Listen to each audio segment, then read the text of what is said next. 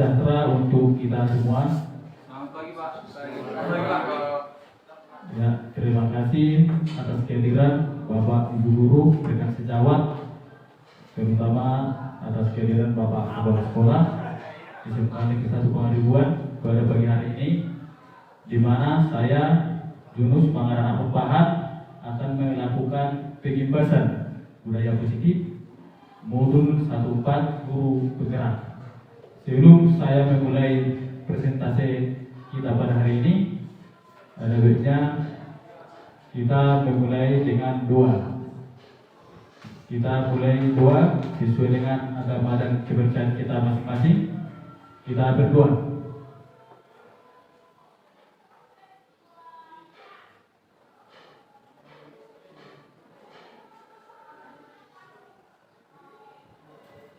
Doa selesai. Dan untuk kesempatan kali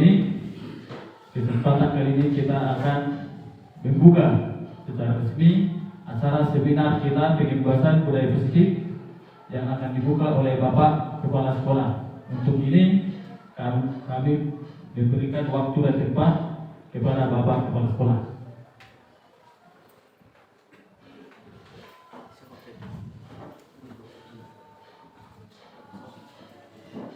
Mari kita panjatkan puji syukur kehadiran Tuhan yang Maha Pengasih, karena belas kasih-Nya kita dapat berkumpul di tempat ini dalam keadaan sehat untuk melaksanakan kegiatan kita seminar pengimbasan budaya positif. Bapak Ibu yang saya hormati, saya rasa inilah yang hilang selama ini. Makanya kebanyakan para siswa, para peserta ini tidak terkontrol emosinya, tak terkendali. Bapak Ibu, kalau dibicarakan ini mengenai budaya, saya sangat tertarik, karena budaya kita sudah hilang. Entah siapa yang mengenal itu. Menurut saya, terserah apa saya terlalu maju mengatakan ini. Tidak ada lagi saya lihat Bapak Ibu kalau anak-anak lewat dari depan orang tua, tidak lagi ada sapaan, supervision. Nah, itu pun begitu terus. Jadi mudah-mudahan dengan adanya seminar ini janganlah terlaksana begitu saja bagai ombak berlari. Betul-betullah terimbas, terlebih-lebih kepada peserta didik kita. Bapak Ibu, saya masih ingat dulu waktu saya anak-anak, ya, kaum Hawa itu ketika ada pesta, baik itu remaja naposo, sudah marhoba situ, nggak marhoba situ. Alai sudah akan kaum Hawa ini sudah dibombardir Nabi dia itu.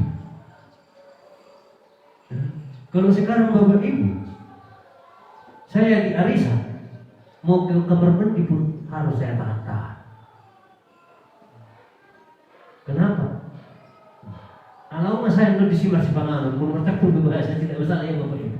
Kalau nggak saya masih panganan sih bercipili, ngarobe halak kita, ngarobe dari budaya India. Budaya India.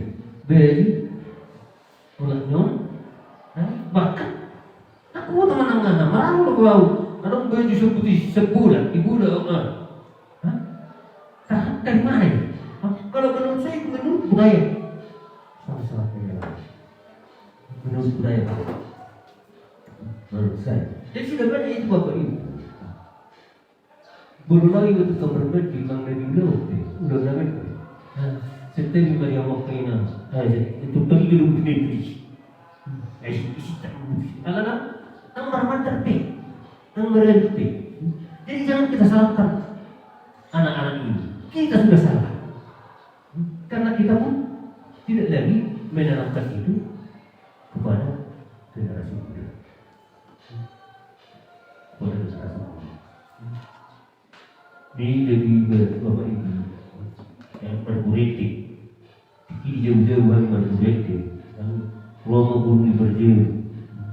sampai kau jadi saya itu materi dari tujuh itu aduh ya teh sih gini hanya dari nama mungkin bapak ibu tidak kita sadari tetapi sudah sangat-sangat dilawan. Nah, bagaimana mengimbaskan hidup kepada peserta didik kita ini? Budaya malu hilang. Saya dulu tertunda menerima beasiswa waktu sekolah karena harus minta surat miskin dari kepala desa. Kalau itu nang fokus begitu aku di bawah sekolah aku.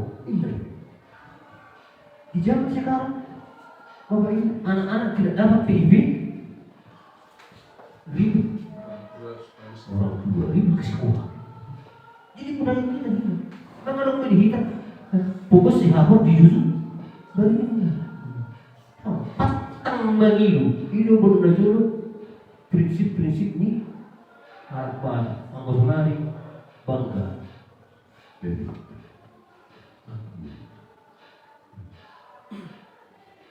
Jadi Bapak Ibu dengan terlaksananya nanti seminar ini betul-betullah kita imbaskan kepada peserta didik kita. Kita tanamkanlah etika itu, budaya baru itu. Kalaupun dia terlambat, bagaimana kita menanamkan ini supaya mengakui kejujuran? Maaf Pak, maaf itu saya terlambat. Kita kalaupun banyak pintu-pintu masuk ke sini, kita utamakan tetap pintu masuk dan pintu keluar adalah yang satu itu. Susah deh menanamkan itu, susah. Tapi saya yakin kalau kita semua bekerja keras, katakanlah minimal sedikit. Ada Bapak Ibu masih banyak yang kita dididik di sini di budaya ini. Budaya Batak ini. Tapi mudah-mudahan ya dengan adanya ini dan harapan saya juga kepada Bapak Ibu maunya berlomba-lomba jadi guru penggerak. Sudah berapa orang? Yang sudah guru penggerak sudah berapa orang dari sekolah kita? 1. Yang CGP-nya? 2 sekarang? Ya. Mudah-mudahan tahun depan bertambah. Semua jadi guru penggerak. Semua jadi guru penggerak. Sebenarnya Bapak Ibu, apalagi kita guru maunya. Jadi Bapak Ibu, gak usah lagi panjang lebar, tapi saya yakin Bapak Ibu kita apalagi kita di sini sepakatlah kita di budaya ini harus terimbas kepada peserta didik kita yang menjadi pengimbasnya.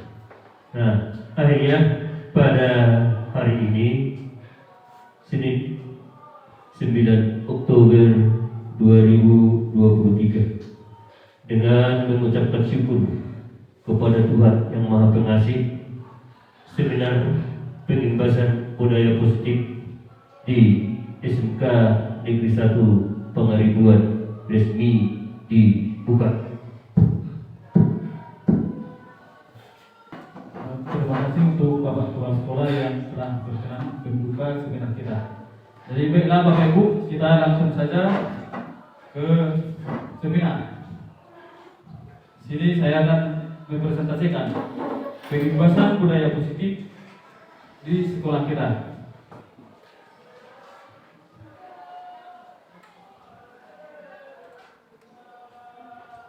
Sebelum kita masuk ke materi Bapak Ibu, izinkan saya terlebih dahulu untuk membacakan tujuan. Tujuan dari pengimbasan kita pada hari ini adalah yang pertama, CGP mampu melakukan pengimbasan tentang budaya positif kepada rekan sejawat atau rekan Bapak Ibu guru yang hadir pada saat ini. Kemudian yang kedua, CGP dan rekan guru mampu menerapkan budaya positif di kelas dan di lingkungan sekolah kita untuk kedepannya. Itulah tujuan dari pengimbasan yang akan kita seminarkan pada hari ini Bapak Ibu. Oke, kita mulai masuk ke materi. Yang pertama ada teori kontrol. teori kontrol dari Dr. William Glasser dalam bukunya yang berjudul Control Theory. Meluruskan miskonsepsi. Apa itu Bapak Ibu miskonsepsi? Miskonsepsi artinya pemahaman yang salah atau kesalahpahaman tentang makna kontrol. Jadi kontrol di sini Bapak Ibu seperti yang sudah sering kita lakukan adalah kita mengontrol siswa. Dengan arti kata kontrol itu berada pada guru yang dikontrol siswa. Jadi satu arah. Kita mengontrol mereka untuk melakukan yang kita inginkan. Jadi kita bukan mengontrol siswa untuk melakukan yang siswa inginkan selama ini Bapak Ibu, tapi kita melakukan kontrol atau pengawasan untuk melakukan yang kita inginkan. Sehingga pada akhirnya bagaimana Bapak Ibu, siswa itu merasa berontak, tapi tidak dikatakan dalam hatinya. Nah itu dia. Ini adalah pembukaan dari budaya positif yang harus kita pahami Bapak Ibu, yaitu tentang kontrol. Jadi kontrol itu di sini dibuat oleh Dr. William Glasser. Ada miskonsepsi atau kesalahpahaman tentang makna kata kontrol ini. Maknanya, yang pertama itu ada ilusi guru mengontrol murid, seperti yang saya katakan tadi. Selama ini kita mengontrol atau mengawasi siswa untuk melakukan yang kita inginkan. Padahal untuk saat sekarang ini di kurikulum Merdeka Mengajar dan juga tujuan dan filosofi pendidikan Ki Hajar Dewantara, siswa itu harus merdeka dalam belajar, merdeka dalam melakukan pembelajaran atau mencari ilmu-ilmu yang ingin dia dapatkan. Bukan lagi dikontrol secara satu arah, tetapi siswa itu yang mengontrol dirinya sendiri, berasal dari diri sendiri. Kemudian ada ilusi bahwa semua penguatan positif efektif dan bermanfaat. Ini artinya, contohnya Bapak Ibu, kita buat simpel saja. Ilusi bahwa semua penguatan positif efektif, artinya di situ ada penguatan positif. Misalnya kita memberikan permen kepada seorang siswa, ketika dia mampu menjawab, itu sebenarnya positif karena kita membuat reward. Tetapi sebenarnya Bapak Ibu, itu mematikan motivasi dari siswa yang mungkin pemalu atau pendiam. Ketika dia tidak menjawab, dia tidak dapat permen, akhirnya penguatan positif itu tidak efektif. Ini adalah ilusi. Ilusi ini artinya pemahaman atau gambaran, kira-kira seperti itu Bapak Ibu. Jadi ketika kita ternyata memberikan reward kepada siswa yang berbeda dengan tujuan untuk memotivasi, ternyata itu tidak efektif dan kurang bermanfaat di dalam teori kontrol. Kemudian ilusi bahwa kritik dan membuat orang merasa bersalah dapat menguatkan karakter. Nah di sini Bapak Ibu nanti kita akan membahas lagi tentang posisi kontrol guru. Di sini dibuat kritik dan membuat orang merasa bersalah dapat menguatkan karakter. Artinya di sini kita mengkritik siswa. Kritik pada dasarnya seperti hukuman dari verbal atau kata-kata. Kita mengkritik dia tanpa kita berikan solusi, pada akhirnya siswa itu akan merasa bersalah. Ternyata kontrol yang seperti itu Bapak Ibu, yang sudah sering kita lakukan mungkin itu salah, dan untuk kedepannya mudah-mudahan kita tidak lagi melakukan hal seperti itu, karena kritik dan membuat orang merasa bersalah ternyata tidak dapat menguatkan karakter. Justru dia akan semakin malu, semakin pendiam, semakin tertutup. Karena apa? Karena kita mengkritik dia sehingga merasa bersalah, sehingga takut salah. Padahal kurikulum sekarang kita harus bisa membuat siswa itu berani berbuat salah dan berani mengaku kesalahan. Jadi itu adalah stigmanya yang berbeda untuk saat ini Bapak Ibu. Yang kemudian ada ilusi bahwa orang dewasa memilih hak untuk memaksa. Ini yang sudah pada umumnya terjadi Bapak Ibu. Nafoso dan gue makatai, itulah bahasa Bataknya seperti yang sudah kita pahami selama ini dan sudah menjadi budaya, terutama di kalangan orang Batak. Yang paling tua yang dituakan, yang muda tidak usah ngomong dulu. Sehingga ada ilusi yang dibuat oleh William Glasser ini bahwa orang dewasa memiliki hak untuk memaksa. Jadi maksudnya di sini Bapak Ibu, kalau udah senior dia sudah benar yang dikatakannya. Itulah kontrol yang salah. Dia itu mengontrol orang lain. Ada pemaksaan kehendak. Sehingga hal seperti ini dalam dunia pendidikan, karena kita sudah pasti lebih tua, lebih dewasa dari siswa kita, ini sangat tidak disarankan Bapak Ibu untuk kedepannya. Oke, demikianlah secara singkat teori kontrol tadi. Kita lanjutkan. Di sini Bapak Ibu ada perubahan stimulus respons. Stimulus respons ini adalah stimulus, artinya yang langsung datang pada konteks saat itu. Di sini ada tabelnya, mungkin kurang kelihatan Bapak Ibu. Stimulus respons yang pertama itu ada realitas, kebutuhan kita sama, artinya kebutuhan kita sama. Kalau misalnya satu orang siswa kebutuhannya belajar matematika contoh, dalam pemahaman kita yang 34 orang lain itu kebutuhannya sama dengan yang satu orang. Sehingga dalam kontrolnya sering kita dalam verbal atau kata-kata sering kita katakan, bodoh kali kau, lihat kawanmu pandai-pandai semua, seperti itu. Itu disebut dengan stimulus respons, stimulus rangsangan, langsung secara tiba-tiba pada saat itu langsung kita buat kontrol itu. Sehingga efeknya kepada siswa seperti yang saya katakan tadi, siswa akan semakin banyak, semakin tidak terbuka dan semakin terkucil dalam hal pembelajaran.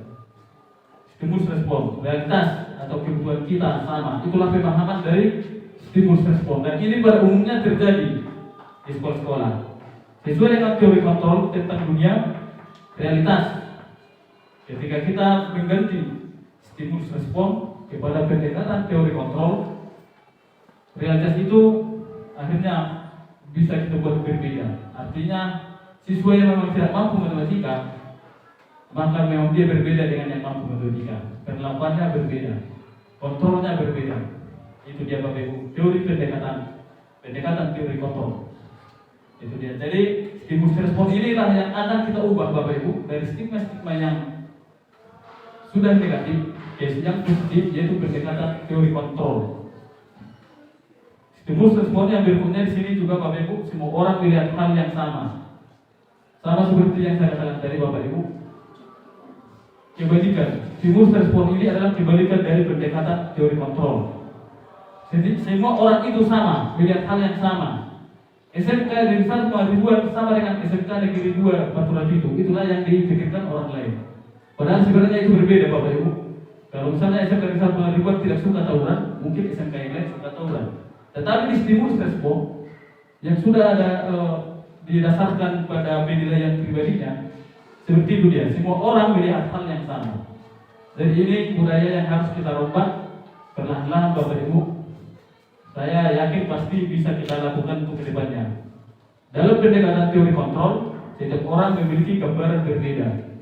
Jadi di sinilah tugas kita nanti Bapak Ibu untuk mencari perbedaan itu dari segi minat bakat, dari segi kodrat siswa itu, dari segi latar belakang dan lain sebagainya, supaya nanti siswa bisa melakukan merdeka belajar. Demikianlah Bapak Ibu contoh dari perubahan stimulus respons kepada pendekatan teori kontrol. Oke Bapak Ibu, kira-kira sampai situ saya rasa sudah jelas Bapak Ibu. Kita lanjutkan ya. Oke. Di sini kita masuk lagi Bapak Ibu ke disiplin positif. Disiplin. Di sini ada dua pengertian, dua makna disiplin yang saya buat. Disiplin yang pertama di sinilah disiplin yang selama ini dipahami oleh kebanyakan orang, kebanyakan guru maupun orang tua, yaitu disiplin dimaknai menjadi sesuatu yang dilakukan seseorang pada orang lain untuk mendapatkan kepatuhan. Jadi satu arah Bapak Ibu. Misalnya kita mendisiplinkan siswa TKR satu arah, padahal mereka tidak suka dengan disiplin yang kita buat. Ini adalah disiplin yang pada dasarnya dilakukan, pada umumnya dilakukan oleh semua orang. Yang kedua, menurut Ki Hajar Dewantara, ternyata disiplin itu adalah disiplin diri, berarti bisa bertanggung jawab terhadap apa yang dilakukannya karena berdasarkan tindakan mereka pada nilai-nilai kebajikan universal. Nilai-nilai kebajikan universal ini Bapak Ibu termasuk profil berdasar Pancasila ataupun penguatan nilai-nilai karakter yang sudah pernah kita budayakan, termasuk semua nilai-nilai tersebut menjadi nilai-nilai kebajikan universal. Jujur, bertanggung jawab, mandiri, religius dan lain sebagainya, itu nilai-nilai kebajikan universal. Jadi disiplin menurut Hajar Dewantara Bapak Ibu, dan yang akan kita lakukan adalah bisa bertanggung jawab terhadap apa yang dilakukannya. Jadi siswa itu yang tidak disiplin bisa bertanggung jawab terhadap apa yang dilakukannya Bapak Ibu. Jadi tugas kita nanti akan saya jelaskan lebih lanjut karena ini masih bukan di pengertian disiplin. Kita lanjut Bapak Ibu. Kemudian nilai-nilai kebajikan. Sekarang kita dituntut untuk mewujudkan siswa yang berkarakter profil belajar Pancasila. Profil belajar Pancasila ada 6 dimensi Bapak Ibu. Yang pertama, beriman, bertakwa kepada Tuhan Yang Maha Esa dan berakhlak mulia. Yang kedua, mandiri. Yang ketiga, bernalar kritis. Yang keempat, berkebinekaan global. Yang kelima, bergotong royong. Dan yang keenam, kreatif. Dari keenam profil belajar Pancasila ini Bapak Ibu, kita sebenarnya tidak dituntut melaksanakan semua. Tetapi kalau bisa kita buat kepada siswa kita nilai kebajikannya, contoh nilai 1, 2, 3, itu sudah luar biasa. Karena tidak semudah memberikan telapak tangan. Contoh beriman, bertakwa kepada Tuhan Yang Maha Esa, itu bisa kita lihat kepada siswa kita.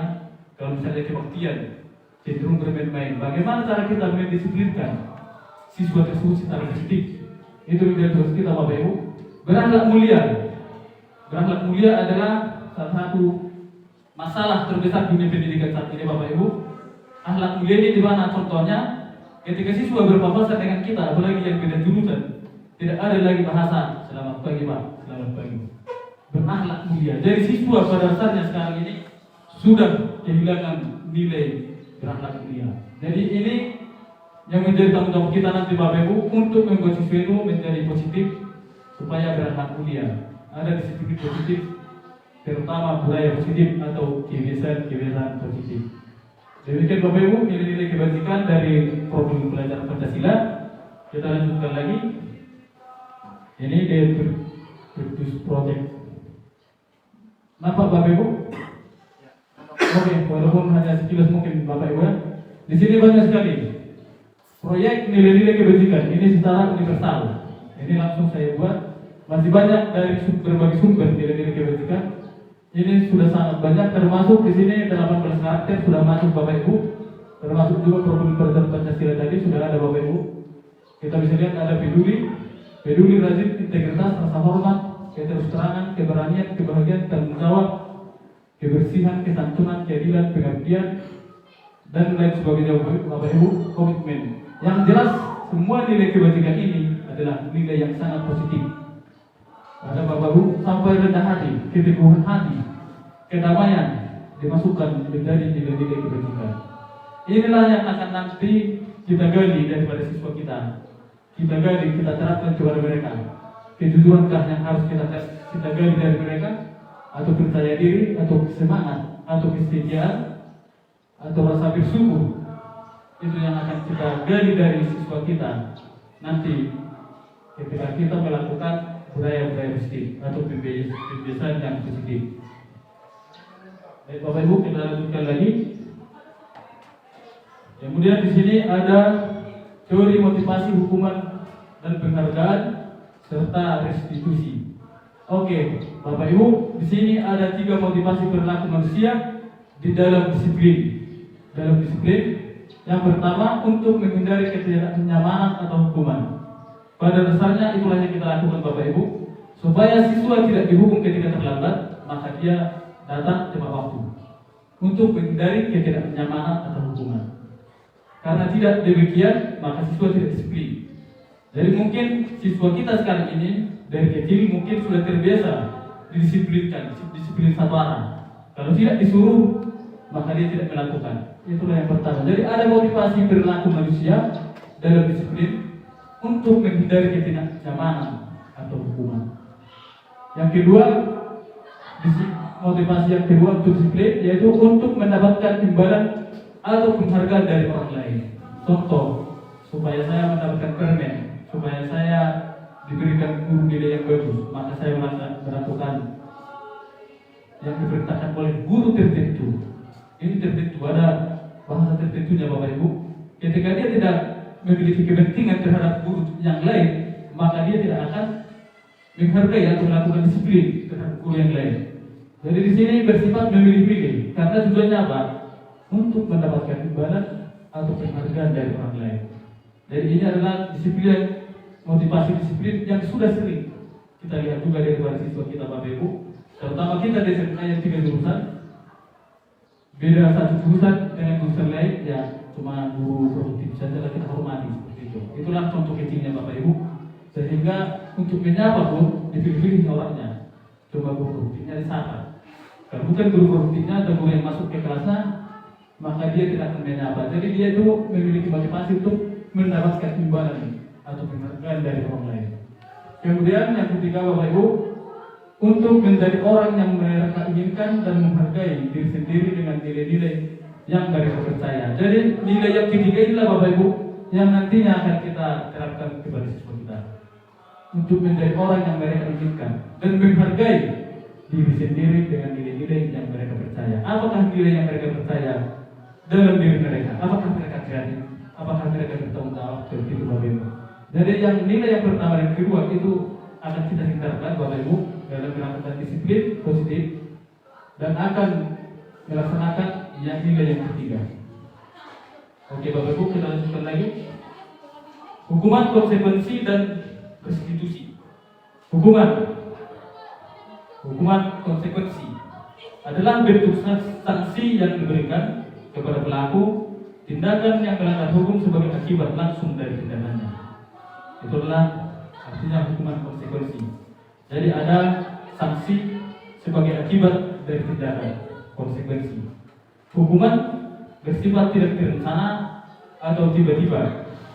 Karena dia contoh cabut, kita langsung hukum, kita pukul atau kita langsung suruh lari-lari atau dan lain-lain. Itulah hukuman yang bersifat tidak terencana atau tiba-tiba dan sering kita lakukan memang di sekolah kita ini.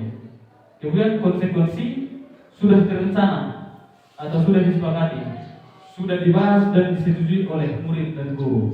Jadi konsekuensi ini sudah mulai bersifat positif Bapak Ibu, di mana kita dan siswa itu yang melanggar peraturan sama-sama merumuskan apa konsekuensi dari segala tindakannya dan apa yang akan dia lakukan. Jadi artinya konsekuensi ini sudah disetujui Bapak Ibu oleh murid dan guru. Contoh, kalau misalnya dia mengotori kelas, membuang sampah sembarangan, konsekuensinya apa? Maka mungkin murid akan mengatakan, saya akan menyapu kelas 4 satu hari ini. Contoh, kalau misalnya dia datang terlambat 10 menit ke kelas, apa konsekuensinya? Mungkin dia akan mengatakan dari dalam hatinya mungkin, saya akan mulai dapat 10 menit mengganti yang terlambat itu.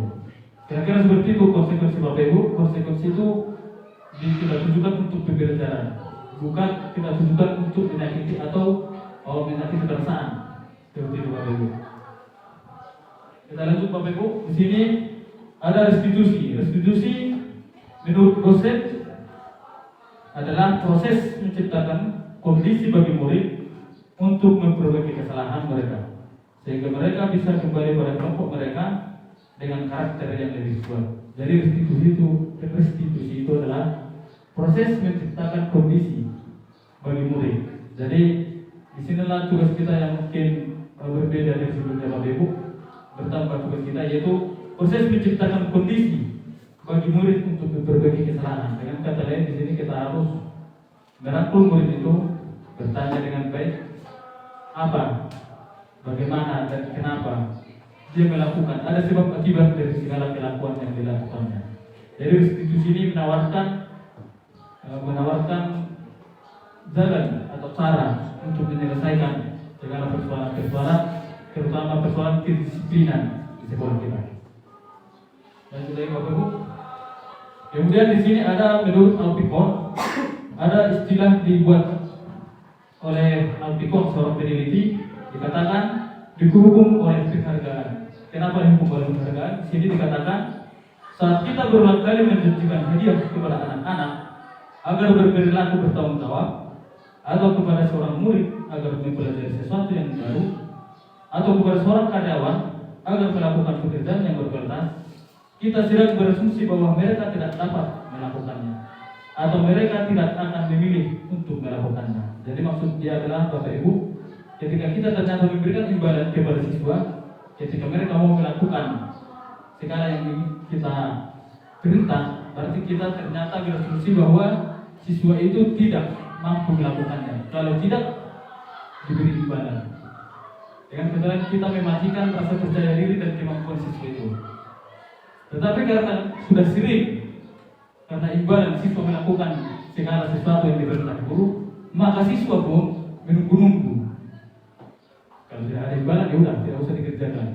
Siswa pun akhirnya mindset atau pola pikirnya menjadi demikian. Oleh karena itu Bapak Ibu dihukum oleh penghargaan. Walaupun kita berikan penghargaan atau imbalan itu, ternyata merupakan hukuman yang berakibat fatal jangka panjang bagi siswa.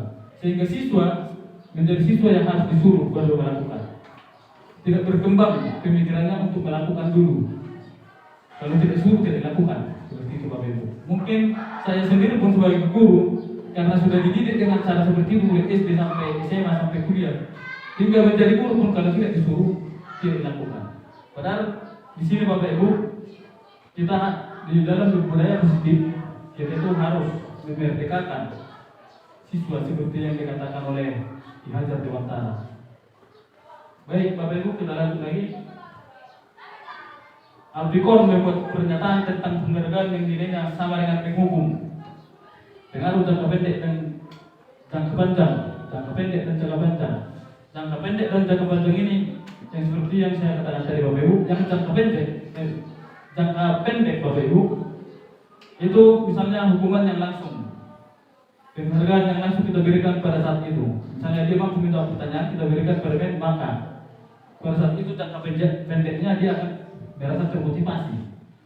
Tetapi jangka panjangnya Bapak Ibu, dia akan menunggu-nunggu hadiah atau imbalan itu, sehingga terbiasa seperti yang saya katakan tadi. Kemudian penghargaan tidak efektif.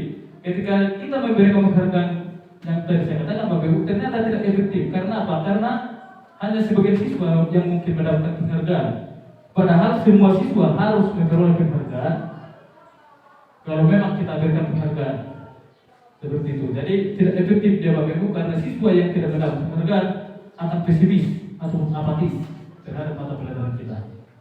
Kemudian penghargaan merusak hubungan. Nah ini tentu saja Bapak Ibu, siswa akan berpikir kalau kita itu pilih kasih ketika kita memberikan penghargaan kepada beberapa orang yang mampu di dalam pembelajaran, dan sebagian orang lagi yang mungkin kita anggap nakal, kita tidak buat penghargaan, maka dia akan merasa kita semakin seperti mungkin musuhnya, seperti itu Bapak Ibu. Jadi penghargaan merusak hubungan. Ini sering ini Bapak Ibu. Pilih kasih Bapak itu tidak jelas, nah, seperti itu. Kemudian penghargaan mengurangi ketepatan. Penghargaan mengurangi ketepatan artinya Bapak Ibu di sini, ketika kita menawarkan suatu penghargaan kepada siswa, siapa yang bisa? Saya akan kasih 100.000 contoh, maka siswa akan melakukan asal-asalan. Asal-asalan, yang penting dapat penghargaan. Dia tidak akan memikirkan apa yang dia lakukan. Yang penting belum selesai dapat penghargaan, sehingga mengurangi ketepatan ketika kita membuat penghargaan. Kemudian penghargaan menurunkan kualitas, sama dengan mengurangi ketepatan Bapak Ibu. Ketika kita menyuruh siswa berlomba untuk mendapatkan penghargaan, maka pada dasarnya siswa tersebut akan melakukannya dengan asal-asalan, karena termotivasi karena penghargaan, bukan motivasi dari dalam dirinya sendiri seperti 3 motivasi perilaku manusia tadi. Jadi menurunkan kualitas sudah tentu, karena dia akan melakukan terburu-buru, asal-asalan, bahkan meniru dari temannya tanpa memikirkan konsekuensi dari apa yang dilakukannya, sehingga kualitas apa yang dilakukannya terhadap dirinya itu pasti akan menurun. Kemudian mematikan kreativitas. Mematikan kreativitas ini juga Bapak Ibu sangat sering dilakukan, mematikan kreativitas. Kenapa Bapak Ibu? Karena pada dasarnya siswa itu kreativitasnya berbeda. Jadi ketika seorang guru, contoh penyuka seni, ya, menyukai seni lukis misalnya, nah, seorang guru yang lebih memberikan penghargaan kepada siswa yang suka melukis, maka kreativitas siswa yang suka membuat borga contoh akan menghilang, atau yang siswa yang suka membuat bahan-bahan bekas dari kain jadi misalnya, itu akan menghilang, akan mematikan kreativitas. Nah, di sini tugas kita sebagai guru penghargaan. Kalau kita berikan penghargaan harus juga siswa dengan dapat. Dan kira-kira siswa harus kita hargai satu demi satu, apapun itu Bapak Ibu. Kemudian penghargaan menghukum, itulah yang dikatakan oleh Alpimon tadi Bapak Ibu, ketika kita memberi ibadah kepada orang lain, maka kita ternyata merasa orang itu tidak mampu melakukannya dari dalam diri sendiri, harus disuruh ternyata baru mau melakukan. Itu dia. Jadi ternyata kita beri penghargaan, ternyata itu adalah hukuman. Kemudian yang terakhir inilah Bapak Ibu yang harus ada dari diri siswa, yang terutama mungkin dari kita Bapak Ibu guru terlebih dahulu, yaitu motivasi dalam diri atau prinsip motivasi dalam diri. Seperti yang dikatakan oleh Glasser tadi, bahwa manusia itu harus memotivasi dari diri sendiri. Dia memang ingin melakukan itu, bukan karena penghargaan atau ibadah. Dia ingin melakukan suatu budaya positif karena memang dia ingin menjadi orang yang positif, bukan karena disuruh atau dihukum ataupun diberi konsekuensi. Jadi motivasi dari dalam diri inilah yang harus kita lakukan dan harus kita miliki Bapak Ibu, terutama harus kita tanamkan kepada siswa kita. Kita lanjutkan Bapak Ibu. Restitusi. Restitusi merupakan sebuah pendekatan untuk menciptakan disiplin positif. Di sini untuk menciptakan disiplin positif ada poin-poinnya restitusi Bapak Ibu. Yang pertama, restitusi bukan untuk menebus kesalahan, namun untuk belajar dari kesalahan. Nah, jadi kalau tadi konsekuensi Bapak Ibu, dia seperti menebus kesalahan dengan cara positif. Di sini restitusi bukan lagi ada konsekuensi, tetapi kesalahan yang dibuat oleh siswa ataupun orang-orang lain, belajar dia dari kesalahan itu untuk memperbaiki kesalahannya. Jadi tugas kita Bapak Ibu dalam hal restitusi sangat gampang, sangat mudah. Artinya ketika ada siswa yang berkasus, contoh terlambat, kita hanya bertanya, kenapa terlambat? Apa yang kamu lakukan di rumah? Kita tanyakan latar belakang sebab akibatnya. Kemudian pertanyaan terakhirnya, apa yang bisa kamu lakukan supaya tidak terlambat? Seperti itu Bapak Ibu. Jadi restitusi bukan untuk menebus kesalahan, tapi belajar dari kesalahan. Kalau misalnya dia main game sampai jam 2 malam sehingga terlambat, maka untuk menebus kesalahannya dia sendiri yang memikirkan, bukan kita guru memikirkan Bapak Ibu. Dia yang memikirkan. Jadi tata tertib sekolah itu tidak perlu lagi kita buat banyak-banyak di Bapak Ibu. Siswa itu yang membuat tata tertibnya untuk dirinya sendiri. Yang kemudian restitusi memperbaiki hubungan. Kemudian restitusi adalah tawaran, bukan paksaan. Tawaran Bapak Ibu, seperti yang kita buat selama ini. Apakah siswanya memang ingin sekolah atau tidak? Kalau memang ingin sekolah, itulah tawaran kita Bapak Ibu. Kalau paksaan, selama ini kan kalau paksaan, kita buat contoh, kita keluarkan surat skorsing dan lain sebagainya, itu adalah paksaan. Jadi untuk saat ini Bapak Ibu, restitusi adalah tawaran. Kita tawarkan, kalau memang dia tidak ingin, maka ya kita motivasi. Kalau memang tidak termotivasi lagi, bagaimana Ibu Bapak Ibu, itulah mungkin motivasi dia, itulah perilaku dia. Itu yang menjadi masalah utama sekarang Bapak Ibu. Kita stres melihat siswa karena apa? Karena tidak sesuai dengan keinginan kita. Sekarang kita tidak perlu stres Bapak Ibu. Kalau misalnya siswa itu memang seperti itu, ya udah. Kalau misalnya dia tidak mau sekolah, ya udah kita biarkan saja. Kira-kira seperti itu Bapak Ibu. Jadi bukan lagi pemaksaan. Kita hilangkan kata pemaksaan Bapak Ibu, tapi tawaran. Oke Bapak Ibu. Restitusi itu menuntun, artinya menuntun. Seperti kita bersama menuntun untuk melihat ke dalam diri. Jadi kita menuntun dengan bertanya, dengan memberikan bimbingan, pembinaan, motivasi.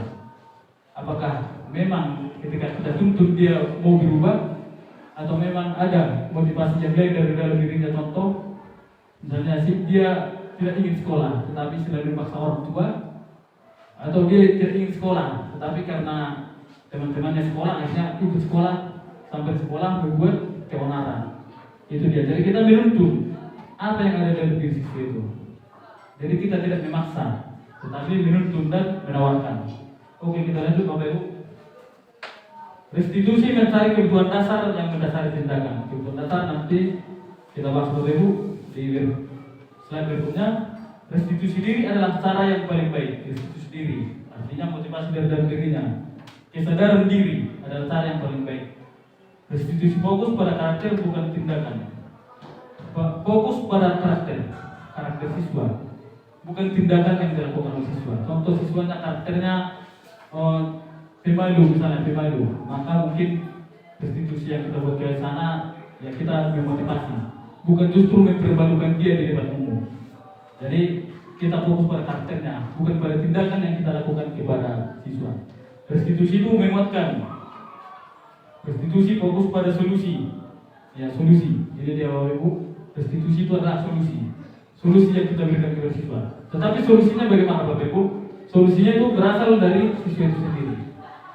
Kita hanya memberikan tawaran dan siswa yang menentukan solusinya. Apa yang akan dilakukan untuk mengatasi apa yang sudah dia berbuat.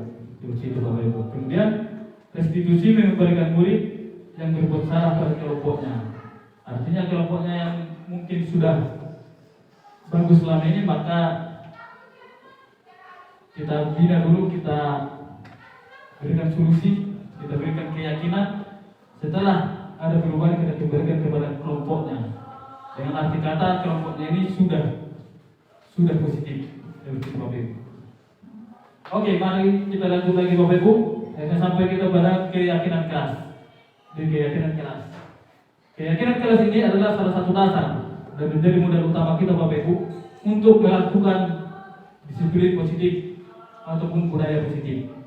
Keyakinan kelas, keyakinan, kata keyakinan yaitu nilai-nilai kebajikan universal yang disepakati secara tersirat dan tersurat, bebas dari latar belakang suku, negara, bahasa maupun agama. Jadi dalam keyakinan ini sesuai dengan nilai-nilai kebajikan universal harus dipatuhi semua orang, tanpa melihat suku, negara, bahasa, apalagi agama. Baik Bapak Ibu, kita lanjutkan prosedur pembentukan keyakinan sekolah ataupun keyakinan kelas. Prosedur yang pertama, keyakinan kelas bersifat lebih abstrak daripada peraturan yang lebih rinci dan konkret. Bersifat lebih abstrak Bapak Ibu, istilah abstrak ini adalah seperti yang tersirat, bukan tersurat, abstrak, imajinasi. Lebih bersifat imajinasi daripada peraturan. Peraturan itu rata-rata tertulis Bapak Ibu. Jadi ini bersifat imajiner, abstrak, bisa dibayangkan dan bisa diyakini dalam hatinya. Kalau peraturan itu pada dasarnya tertulis. Jika dilanggar maka peraturan yang tertulis akan langsung dibuka. Jadi ini keyakinan bersifat kelas bersifat abstrak, artinya di dalam pikirannya sudah tertanam dalam pikiran dari siswa maupun warga-warga sekolah. Kemudian keyakinan kelas berupa pernyataan universal. Pernyataan universal itu tadi Bapak Ibu kebajikan universal. Kemudian pernyataan keyakinan kelas senantiasa dibuat dalam bentuk positif. Nah ini bentuk positif seperti yang sudah diterangkan oleh Pak RG di beberapa bulan yang lalu. Di sana sudah dibuat oleh Pak RG mengubah dari kalimat-kalimat negatif menjadi kalimat positif. Jadi Bapak Ibu nanti langsung ke contohnya aja kita buat Bapak Ibu. Kemudian keyakinan kelas hendaknya tidak terlalu banyak. Tidak terlalu banyak Bapak Ibu, cukup 5. Karena kalau terlalu banyak mungkin siswanya akan jadi merasa bosan atau jenuh dengan melihat terlalu banyak keyakinan itu Bapak Ibu. Kemudian keyakinan kelas sebenarnya sesuatu yang dapat diterapkan di lingkungan tersebut. Jadi keyakinan kelas itu yang simpel saja Bapak Ibu. Jangan terjebak dengan kata-kata yang banyak ataupun peraturan yang terlalu banyak sampai 31 kalau tidak salah. Kalau kita pernah peraturan sampai 50 mungkin kalau tidak salah Bapak Ibu. Ini keyakinan kelas cukup 5 saja Bapak Ibu, tapi bisa dilakukan oleh siswa.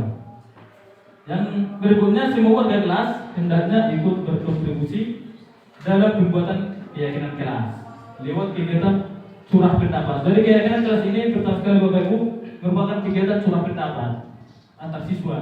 Guru kita sebagai guru hanya memfasilitasi Bapak Ibu, hanya memfasilitasi. Jadi siswa itu yang membuat keyakinan mereka sendiri sesuai dengan masalah-masalah yang terjadi di kelas itu. Contoh, masalah yang terjadi di kelas tersebut adalah siswa sering memakai sepatu sehingga kotor.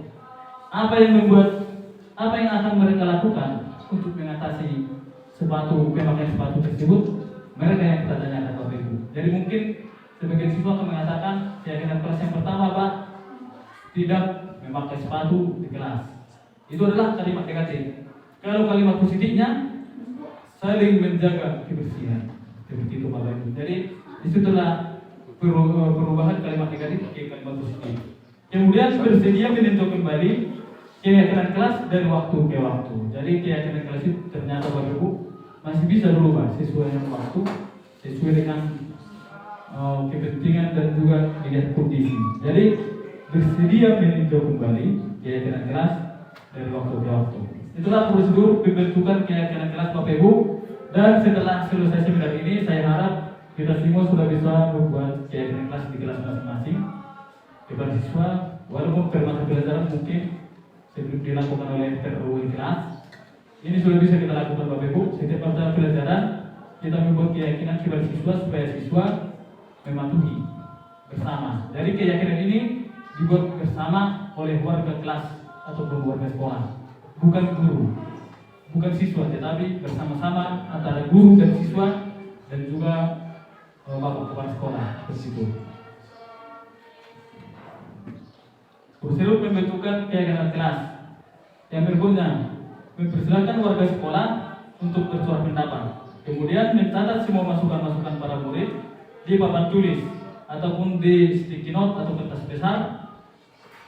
Kemudian menyusun keyakinan kelas sesuai prosedur pembentukan keyakinan sekolah. Yaitu gantilah kalimat-kalimat dalam bentuk negatif menjadi positif. Oke. Kita lanjutkan Bapak Ibu. Tinjau kembali daftar curah. Setelah itu tinjau keyakinan sekolah secara bersama-sama. Setelah keyakinan sekolah kelas selesai dibuat, maka semua warga kelas persilahkan meninjau ulang.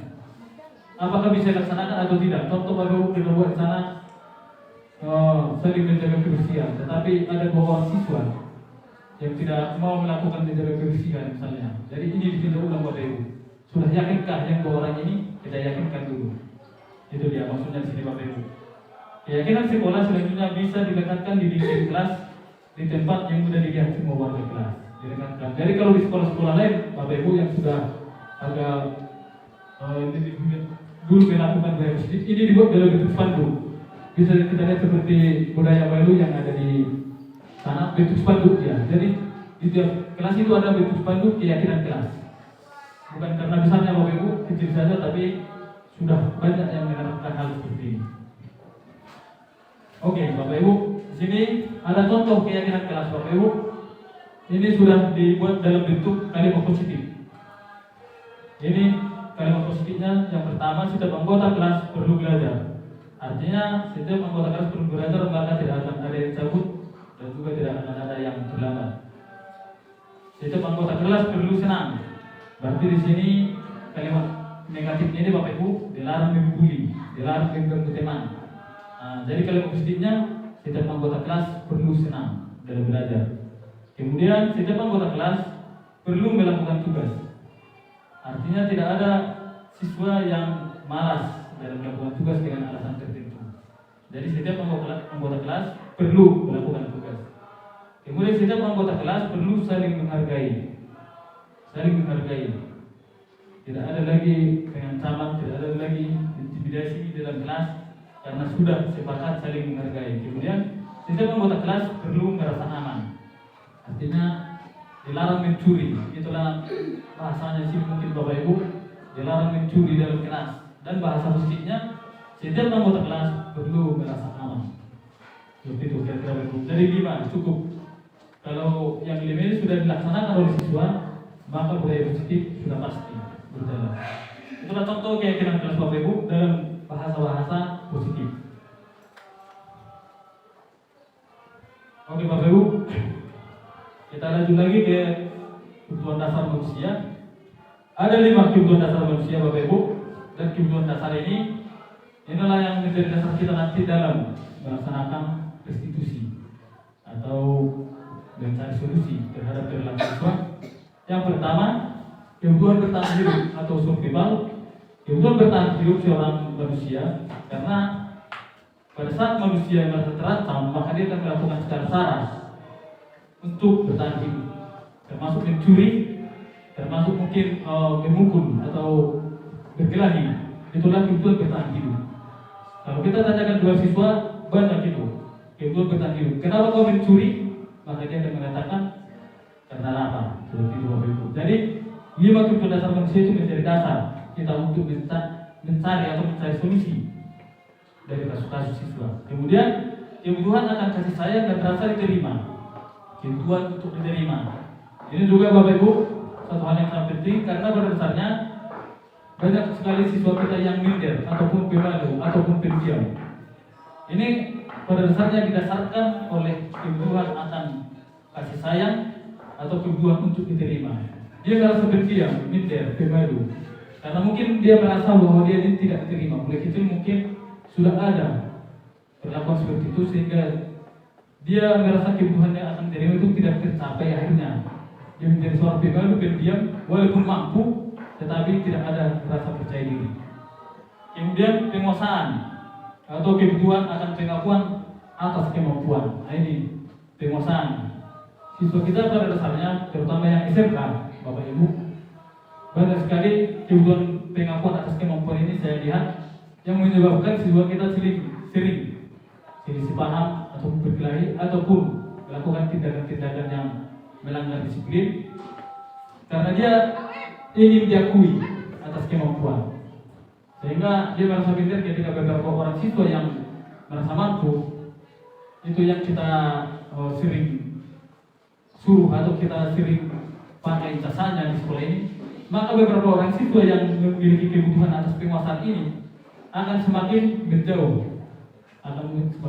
dari kelompok kita atau dari kita sebagai guru, sehingga kita sebagai guru harus mengetahui kemampuan siswa itu, kebutuhan siswa itu, karena dari kelima kebutuhan dasar ini belum tentu siswa semuanya memiliki kebutuhan ini Bapak Ibu.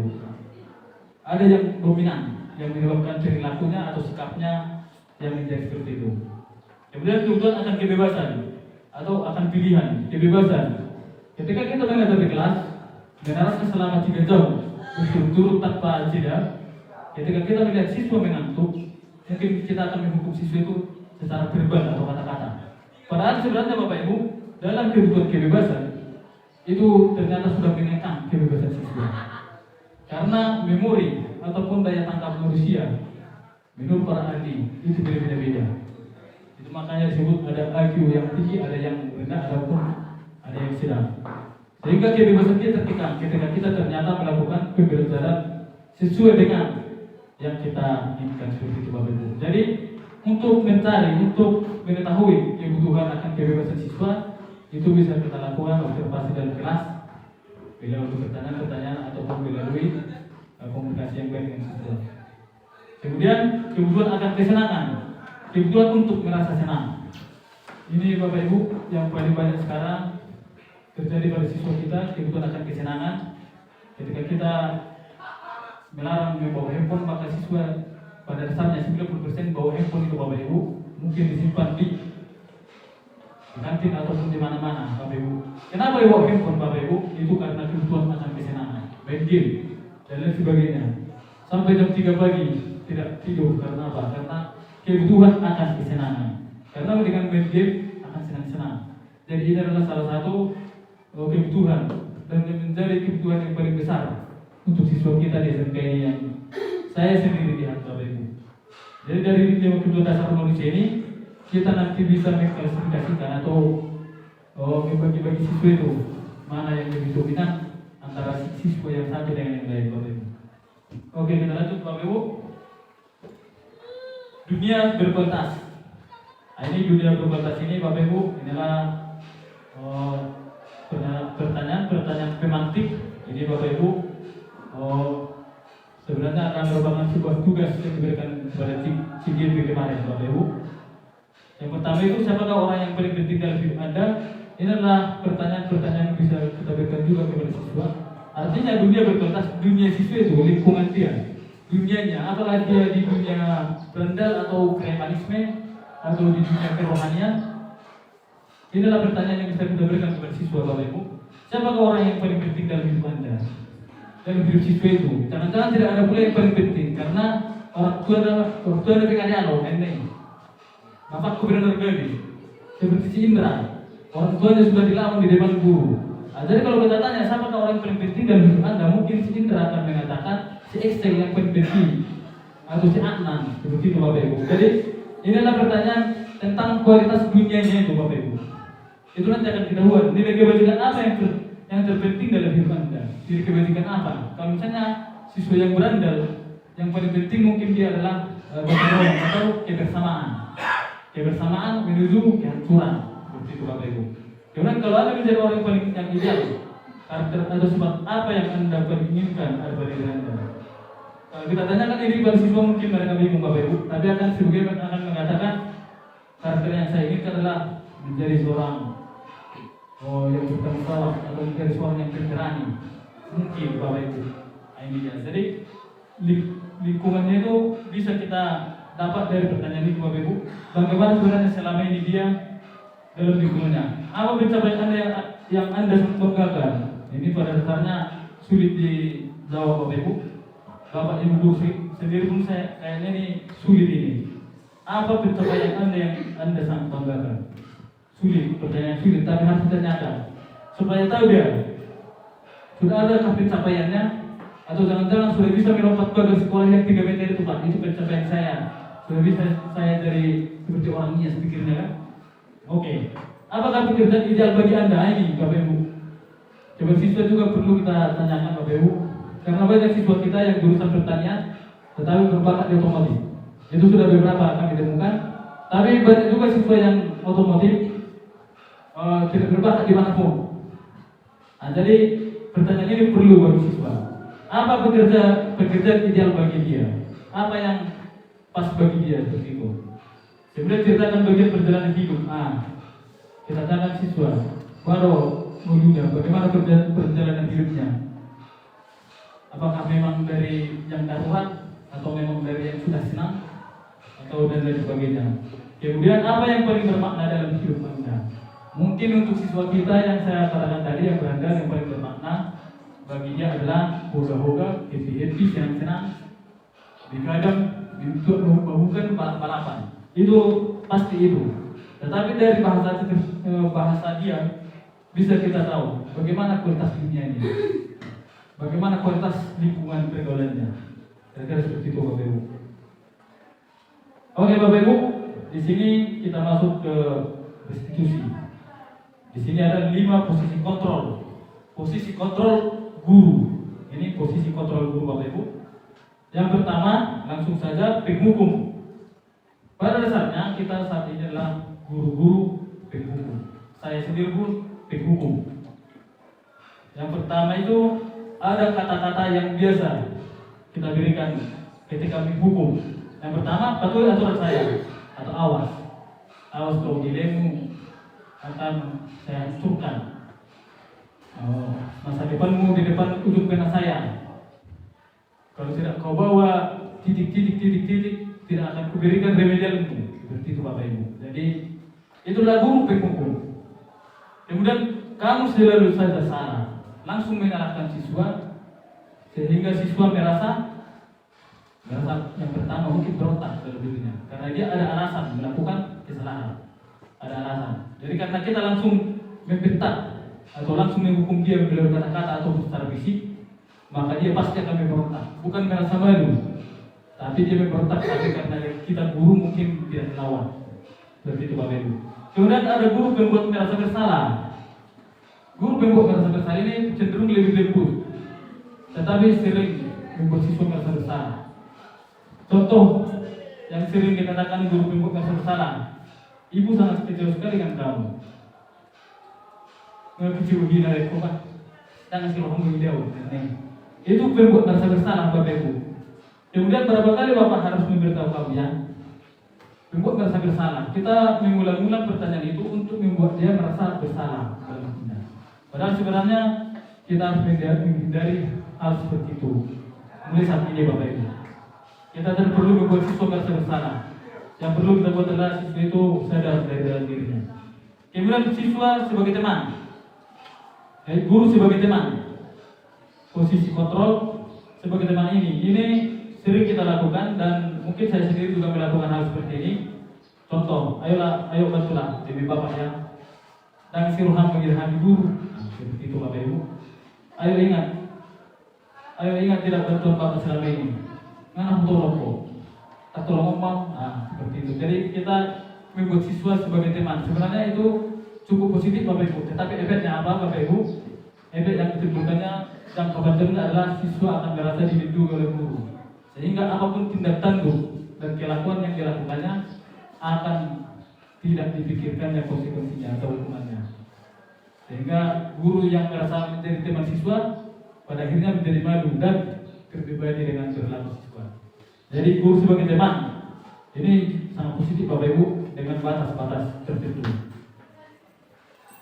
Oke, kemudian ada guru sebagai pemantau.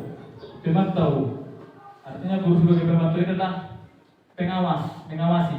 Ketika kita melihat siswa melakukan kesalahan langsung, apa yang telah kamu lakukan? Langsung kau dihukum, seperti itu. Langsung pemantau, hanya pilihan dia. Pemantau bukan teman, bukan penghukum, tapi pemantau. Alias kalau pemantau itu bahasa kerennya berkritik lah, tukang komentar. Pemantau. Sanksi atau konsekuensinya apa? Jika kamu jauh, kira-kira seperti itu. Jadi guru pemantau ini cenderung membuat siswa menjadi berontak, dendam. Karena pada dasarnya kritik itu kalau tidak disertai dengan solusi yang baik akan menimbulkan pertentangan dalam hati. Kita sendiri pun Bapak Ibu, jika kita dipantau-pantau seperti yang selama ini terjadi, dipantau-pantau, maka kita akan berontak. Bukankah demikian Bapak Ibu? Karena kita selama ini dipantau-pantau, kelas ini tidak masuk Bapak Ibu, padahal gurunya lagi sibuk contoh, membuat seminar ataupun membuat RPP. Ketika kita dipantau-pantau, dikomentari, maka yang datang dalam diri kita apa? Menjadi berontak. Siswa pun demikian Bapak Ibu. Jadi kita memantau siswa, si A begini, begini, hanya memantau di komentar-komentar. Siswa itu akan melakukan hal yang semakin membuat kita jengkel. Itu dia Bapak Ibu. Dan yang terakhir Bapak Ibu, yang kelima, yaitu posisi kontrol sebagai manajer. Dan inilah yang harus dimiliki oleh kita sebagai Bapak Ibu guru di SMK Negeri 1 Pangaribuan. Sebagai manajer, di sini ada kata-katanya apa yang kita yakini, kembalilah ke keyakinan kelas yang tadi. Jadi di sini kita lemah lembut Bapak Ibu, tapi tegas. Kita bertanya kepada siswa apa yang dia yakini kalau misalnya dia salah. Kenapa dia masih berbuat kesalahan berulang-ulang? Kenapa dia berbuat kesalahan itu? Sebab akibatnya apa? Kira-kira seperti itu. Karena ada siswa kita di sini yang sudah kami temukan dari kesiswaan, ada yang mengaku yatim piatu padahal tidak. Bapak Ibu, dia mengaku yatim piatu padahal karena broken home seperti itu. Mungkin karena malu dia dihilangkan aja lah ini orang tua ini pikirnya kan. Sehingga dia sering terlambat dengan alasan apa? Karena dia yang memasak. Dia yang memasak di rumah dan adiknya juga ada yang masih di bawahnya seperti itu. Jadi berulang-ulang dia lakukan kesalahan dengan cara seperti itu. Jadi sebagai manajer kita menanyakannya dengan lembut, bukan menghukum dia dengan kata-kata atau secara verbal, apalagi secara fisik. Kemudian apa rencana kamu untuk memperbaikinya? Jadi ada bahasa manajernya itu rencana dia. Jadi kita hanya bertanya Bapak Ibu, bukan kita yang mencari solusi. Selama ini kan kita yang membuat solusi. Begini aja lah, kau begini. Beginilah, begini. Tidak lagi Bapak Ibu. Dia, siswa yang bermasalah itu yang kita suruh mencari solusi. Kalau tidak dilaksanakan, kita ingatkan. Cukup seperti itu Bapak Ibu. Sebagai manajer. Oke, itulah dia 5 posisi kontrol dari guru. Kemudian kita sampai kepada restitusi. Segitiga restitusi, dan restitusi ini disinilah kita akan menerapkan semuanya dari yang mulai dari awal tadi Bapak Ibu, mulai dari teori kontrol, kemudian ada pendekatan kontrolnya tadi Bapak Ibu, kemudian ada kemudian dasar sampai ke segitiga restitusi. Jelas Bapak Ibu? Oke. Yang pertama, menstabilkan identitas. Teori kontrolnya kita semua akan melakukan hal yang terbaik yang bisa kita lakukan.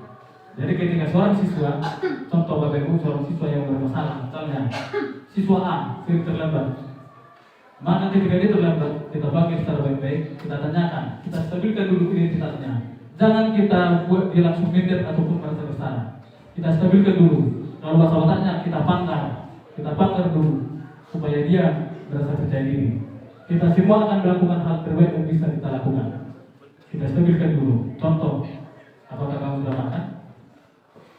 Apakah kamu sehat? Seperti itu. Pertanyaan pertama. Kemudian setelah dia merasa nyaman, kita buat pertanyaan berikutnya, kenapa kamu membuat kesalahan? Saya terlambat karena begini, saya terlambat karena ada yang harus saya lakukan sedikit bagi. Saya berhenti dulu ke sawah, mengecek air sawah contoh. Nah, setelah dia merasa nyaman, ketika dia mengakui kesalahannya, kemudian kita buat validasi tindakan yang salah. Artinya semua berlaku memiliki alasan. Jadi kita tanya dulu, kenapa dia harus pergi ke sawah contoh, ke bagi. Karena kalau bagi-bagi sering lewat kerbau dari sana Pak, sehingga harus dicek apanya itu, pematangnya itu supaya tidak diinjak oleh kerbau contoh. Nah, jadi setiap kesalahan ada alasan. Itu dia validasi tindakan yang salah. Kita memvalidasi dulu, kita memastikan dulu kenapa dia melakukan kesalahan itu Bapak Ibu. Kemudian setelah kita dapat alasan dia melakukan kesalahan, maka kita menanyakan keyakinan. Keyakinan ini yang kita tanyakan di sini Bapak Ibu. Kita semua memiliki motivasi internal. Kenapa dia melakukan itu tadi sudah kita ketahui. Akhirnya menanyakan keyakinan, bagaimanakah cara kamu untuk memperbaikinya, supaya dia tetap bisa memperbaiki sawahnya contoh setiap pagi, tetapi dia tidak terlambat di sekolah. Begitu Bapak Ibu. Jadi dia yang mencari solusinya, kita hanya memfasilitasi melalui kata-kata ataupun melalui kenyamanan dia ketika mengakui kesalahan. Jadi intinya di sini Bapak Ibu, segitiga restitusi adalah membuat keadaan senyaman mungkin, kondisi senyaman mungkin bagi siswa untuk mengakui kesalahan-kesalahannya dan untuk mencari solusi akan tindakan yang dilakukannya. Jadi itu yang sebenarnya segitiga restitusi Bapak Ibu. Ini saya tampilkan lagi Bapak Ibu, distabilkan identitas. Inilah kata-katanya Bapak Ibu, berbuat salah itu tidak apa-apa. Tidak ada manusia yang sempurna. Jadi distabilkan dulu identitasnya. Jangan dulu dia merasa takut ketika seorang siswa contoh dipanggil oleh wali kelas atau guru pikir. Pada saat siswa itu dalam hatinya sudah dekat ya, tentunya sudah tidak beraturan lagi. Tetapi di segitiga restitusi kita ditawarkan membuat seperti ini, berbuat salah tidak apa-apa. Tidak apa-apa yang kau lakukan itu, ceritakanlah sama Bapak seperti itu. Jadi ada kelembutan Bapak Ibu. Saya juga pernah melakukan kesalahan seperti itu. Kita bisa menyelesaikan ini. Bapak Ibu tertarik mencari siapa yang salah, tapi Bapak Ibu ingin mencari solusi dari persoalan ini. Itulah dia pertanyaannya ketika kita mau menstabilkan identitas siswa, menaikkan percaya dirinya. Ketika dia sudah merasa nyaman, maka dia akan menceritakan semua mulai-mulainya. Dari situ dapat solusi. Kemudian validasi tindakan yang salah ada. Padahal kamu bisa melakukan hal yang lebih buruk dari ini ya. Kamu bisa pasti punya alasan mengapa melakukan hal itu. Jadi kita validasi dulu, kita pastikan dulu kenapa dia melakukan kesalahan itu. Kemudian ada sisi ketiga yaitu menanyakan keyakinan. Di dalam menanyakan keyakinan ini adalah apakah dia meyakini keyakinan kelas yang atau keyakinan sekolah yang sudah dibuat sebelumnya sebelum tadi. Apakah dia ingat ataupun dia pahami apa yang kita percaya sebagai kelas atau keluarga? Apa nilai-nilai umum yang kita telah sepakati? Kamu mau jadi orang yang seperti apa? Apa bayangan kita tentang kelas yang ideal? Kira-kira seperti itu Bapak Ibu. Di sini kita mencari solusi, tetapi solusi berasal dari dalam diri siswa itu, bukan solusi dari kita. Begini sajalah, beginilah kau, begini tidak lagi Bapak Ibu. Langsung saja apa yang bisa kamu lakukan. Ketika dia merasa nyaman, ketika kita merasa nyaman, apapun pasti akan keluar dari dalam hati kita.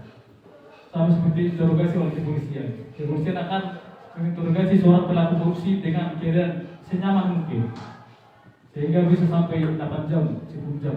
Tetapi segala kasus terbukti seperti itu Bapak Ibu. Jadi seperti itu juga dengan siswa kita buat dia senyaman mungkin. Tidak ada tekanan, tidak ada intimidasi. Demikian Bapak Ibu. Jadi saya harap kebebasan budaya positif kita pada hari ini bisa kita lakukan mulai hari ini sampai seterusnya Bapak Ibu. Setiap mata pelajaran seperti saya katakan tadi bisa kita lakukan keyakinan. Mungkin keyakinannya berbeda-beda Bapak Ibu setiap mata pelajaran, tetapi siswanya yang membuat, siswanya dari dalam hati siswa. Kita hanya memfasilitasi Bapak Ibu sebagai moderator contohnya. Jadi ini bukanlah suatu hal yang berat budaya positif ini, Bapak Ibu, karena memang berasal dari dalam diri siswa, motivasinya juga dari siswa. Kita hanya menanyakan hal-hal tersebut. Yang perlu kita kuasai memang Bapak Ibu, dari tiga institusi ini, saya rasa adalah kata-kata pemantik ini atau pertanyaan-pertanyaan pemantik ini. Pemantik artinya pemicu atau pemancing supaya terpancing untuk mengeluarkan nilainya.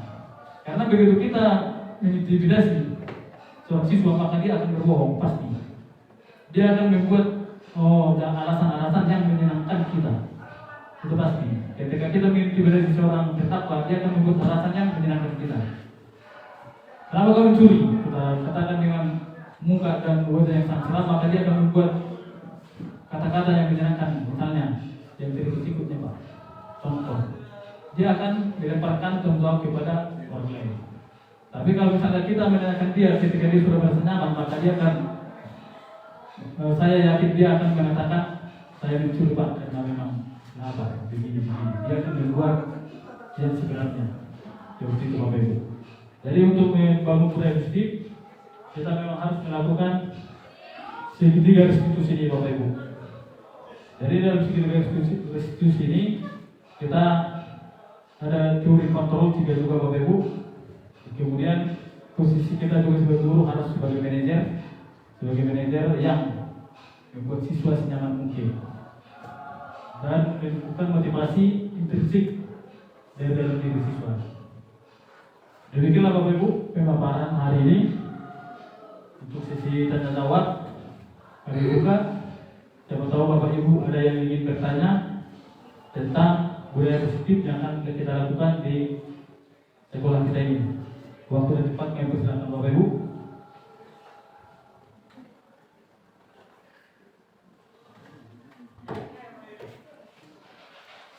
Saya Pak. Ya Pak Irwin, silakan Pak.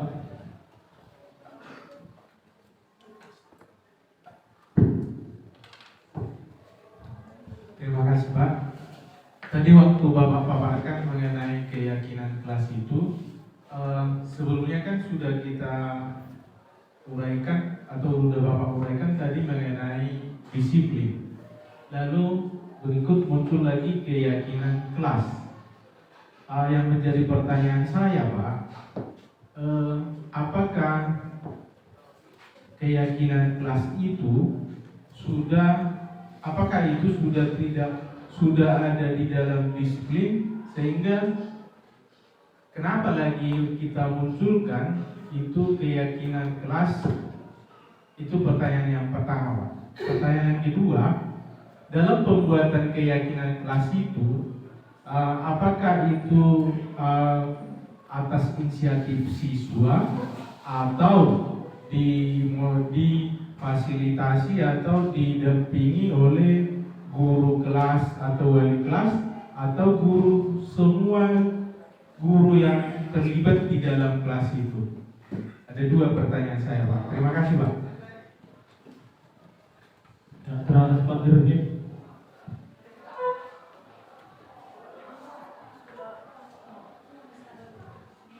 Oke.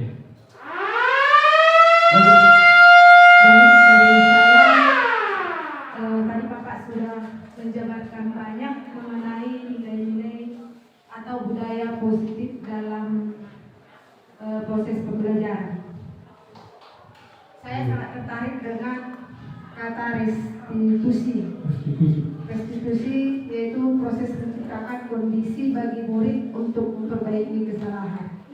Nah, hari Sabtu yang lalu Pak, saya kebetulan piket dan mengunjungi setiap kelas untuk melihat anak-anak yang tidak hadir pada hari itu.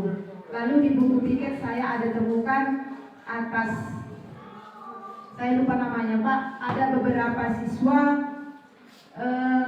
dituliskan skorsing. Nah, skorsing itu menghentikan untuk sementara waktu, di mana sebenarnya pihak sekolah harus memperhatikan dampak psikologi yang mungkin dialami oleh siswa yang diberikan sanksi diskorsing tersebut. Pertanyaan saya Pak, sesuai dengan teori restitusi tadi, apakah tindakan skorsing ini sudah tepat atau tidak bagi siswa? Terima kasih Pak. Ya, terima kasih Bu. 3 sekali membukakan. Betul Pak. Oke, lanjut.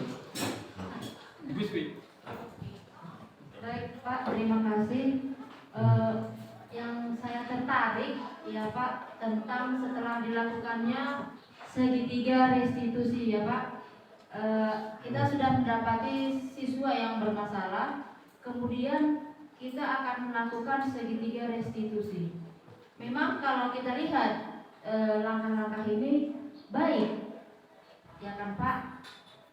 Yang saya ingin tanyakan, mungkin atau bisa Bapak tanya-tanya juga kawan-kawan yang sudah pernah berpengalaman, karena saya penasaran gitu ya Pak. Apakah memang persentasi keberhasilan dilakukan di dalam melakukan segitiga restitusi ini 100% atau bagaimana? Dan setelah itu apakah memang siswa tersebut tidak melakukan lagi kesalahan yang sama? Nah, itu. Kalau dilakukan lagi kesalahan yang sama, langkah apalah selanjutnya? Begitu Pak. Terima kasih.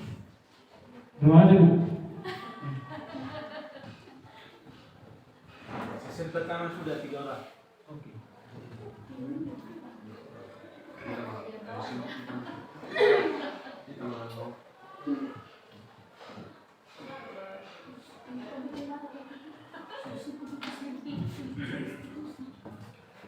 Ya, terima kasih Bapak Ibu. Pertanyaan pertama tadi dari Pak Irgi. Apakah keyakinan kelas sudah termasuk dalam disiplin atau apakah keyakinan kelas masih perlu kita lakukan karena sudah melaksanakan disiplin seperti itu Pak? Sebenarnya Pak, disiplin itu tadi kita bahas pertama sekali adalah suatu cara atau disiplin diri adalah suatu cara atau suatu perilaku yang bertanggung jawab atas tindakan yang dilakukannya sehingga mau memperbaiki tindakan tersebut. Nah, jadi dari bagian disiplin tersebut tadi Pak, kita mencari disiplin yang berasal dari diri seorang siswa.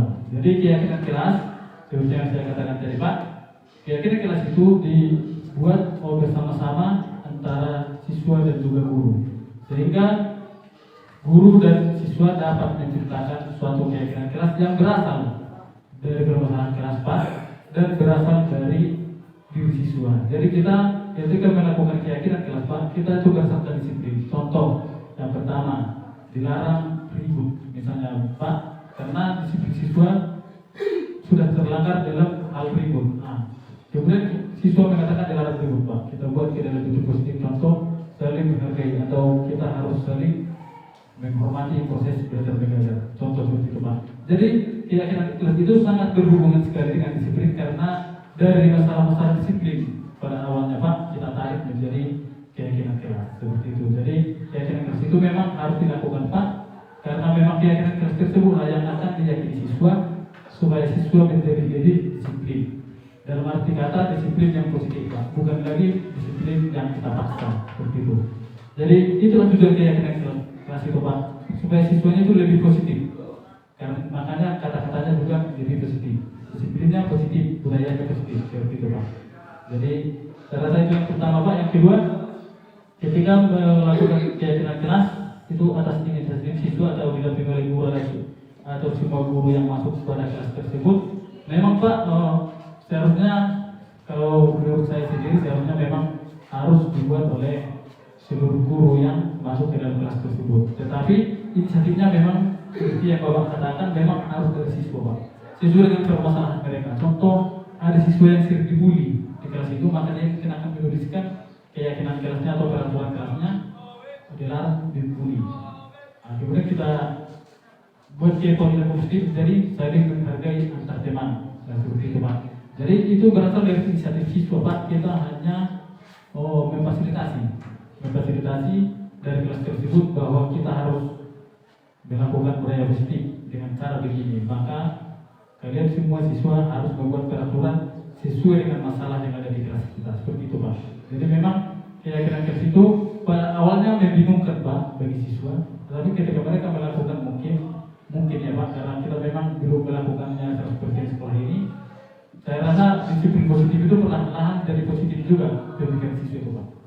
Kira-kira seperti itu. Jadi memang inisiatif itu berasal dari siswa Pak yang dibantu oleh guru dan didampingi oleh guru ataupun semua guru, bahkan harus dibuat juga nanti diajarkan di sekolahnya Pak. Seperti itu Pak, pengembangan berikutnya. Kemudian pertanyaan dari Ibu RM, restitusi menciptakan kondisi untuk penciptaan budaya positif. Kemudian ada pertanyaan tambahan dari Bu, memang skorsing, bahasa skorsing memang apakah sudah tepat bagi siswa atau apakah ada efeknya? Sudah tepat sesuai dengan restitusi berdasarkan restitusi skorsing itu sudah pasti tidak tepat kok, sudah pasti tidak tepat. Restitusi skorsing itu adalah masih bersifat hukuman, seperti yang saya katakan tadi. Masih bersifat hukuman. Itulah yang saya katakan tadi, memang selama ini sudah kita lakukan skorsing kepada beberapa siswa, itu tidak sesuai dengan restitusi. Tetapi kenapa tidak sesuai dengan restitusi? Karena memang restitusi belum dipahami oleh warga sekolah seperti itu. Jadi dengan pemahaman kita bersama ini, kita harapkan tidak ada lagi skorsing. Dengan kata lain, Pak skorsing itu tidak pernah lagi di-print contoh. Nah, itu dia Bapak Ibu. Jadi memang skorsing tidak sesuai dengan restitusi, karena skorsing itu sepihak ya Bapak Ibu. Hukuman itu kan bersifat sepihak dari atas ke bawah seperti itu. Jadi restitusi tidak Bapak Ibu, ada tipe berbaliknya. Kita motivasi siswa, akhirnya siswa bersemangat mau berubah. Memang restitusi ini Bapak Ibu cuma dipikirkan saja kampanye ini. Ini pun sudah saya tanyakan ke fasilitator maupun ke instruktur. Kami di SMK Pak, tolong dulu dibuat bagaimana restitusi di SMK. Langsung saya tanyakan Bapak Ibu, kami di SMK dominasi 10% laki-laki saya bilang. Dan didukung oleh kepala sekolah SMK Negeri Sumbergoro, Pak Harapan Firtongan. Didukung pertanyaan itu dan juga Pak Tarmasilai yang sudah bertandakan sini. Didukung pertanyaannya karena memang masalah kita SMK sama. Tolong dulu Pak buat bagaimana pemetaan masalah di SMK. Dan instruktur mengatakan ya seperti teori-teori itu. Jadi memang di lapangan seperti dikatakan instruktur, kebetulan instruktur kemarin langsung SMP orang Aceh, jadi ya Bapak itu sipir saja mengatakan memang saya mungkin pernah seperti itu ya Pak. Jadi memang kita di SMK seperti yang Ibu Era bilang, pertanyaan yang menarik, skorsing itu memang tidak sesuai dengan segitiga restitusi. Tetapi jika kita melakukan segitiga restitusi kepada siswa, yang kita harapkan siswa itu mau berubah, kan seperti itu Bapak Ibu. Tapi persoalannya siswa yang saya skorsing tersebut itu tidak mau berubah. Yang saya skorsing terakhir si Anugerah Bapak Ibu itu adalah melakukan pelanggaran berat. Yang mana pelanggaran berat adalah 3 dosa besar pendidikan. Yang pertama bully atau perundungan. Yang kedua kekerasan seksual. Dia melakukan kekerasan seksual, kan seperti itu Bapak Ibu. Yang ketiga adalah diskriminasi. Jadi 3 dosa besar pendidikan dilanggar oleh siswa ini. Jadi yang paling menantang bagi kita Bapak Ibu, bagaimana restitusi untuk siswa itu, kan seperti itu. Jadi memang skorsing itu Bapak Ibu adalah pilihan terakhir lah. Mungkin kan tidak mampu kita memecahkan lagi, karena sudah kita buat pembinaan, tetap melakukan, bahkan pagi dia sudah pembinaan dibuat oleh Pak Ever, guru BP, siang langsung melakukan tindakan kekerasan seksual itu. Itu adalah 3 dosa besar pendidikan Bapak Ibu. Jadi memang skorsing ini, terima kasih Pak Ever, tidak pasti nih untuk restitusi. Tapi mudah-mudahan untuk berikutnya kita bisa restitusi siswa ini mudah-mudahan berubah. Dan semoga siswa kita ini juga diberikan Tuhan kesadaran Bapak Ibu, karena hasilnya siswa kita sudah kelas 3 SMK, setengah tahun bertiga tidak mengerti ya bagaimana Bapak Ibu. Karena restitusi ini pada dasarnya dilakukan untuk siswa yang bernalar kritis Bapak Ibu. Kalau memang mungkin nalarnya kurang kritis ya apapun ceritanya segitiga restitusi ini mungkin Bapak Ibu ya. Tapi tidak ada yang tak mungkin, Tuhan doang. Baik Bapak Ibu, kemudian dari Ibu SP ada restitusi. Bagaimana presentasi keberhasilan? Ini Bu, memang pertanyaannya untuk Pak EPS ini Bu, karena saya belum pernah melakukan restitusi. Tapi kalau dari segi teorinya ini Bu, dikatakan memang presentasi keberhasilannya 100%, tetapi guru lebih banyaklah pekerjaannya. Janganlah contoh guru dibebani lagi dengan membuat aturan belajar. Kalau bisa untuk melakukan ini, karena apa Bu? Karena untuk mewawancarai siswa saja belum tentu cuma 5 menit. Kan seperti itu Bapak Ibu. Tidak mungkin kita mewawancarai siswa yang berkasus ketika di kelas, tidak mungkin. Kita akan membawa dia ke tempat yang nyaman, contoh kebuan yang sebisu nih ataupun di rumahnya. Jadi guru tambah kerjanya dengan restitusi. Jadi presentasi keberhasilannya kalau secara teori pasti 100%, tetapi waktu yang dibutuhkan ya bertambah, pasti sangat bertambah. Kemudian apakah siswa dijamin tidak melakukan kesalahan yang sama? Apabila melakukan kesalahan yang sama, apa yang akan dilakukan?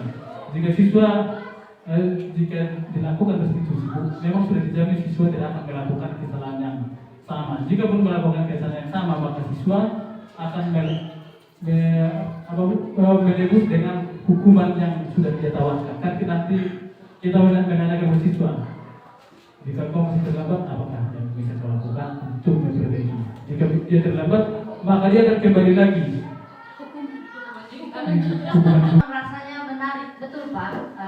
Dasarnya kita ini memang kepingin mendidik supaya anak kita itu mengalami perubahan ke yang positif ya Pak.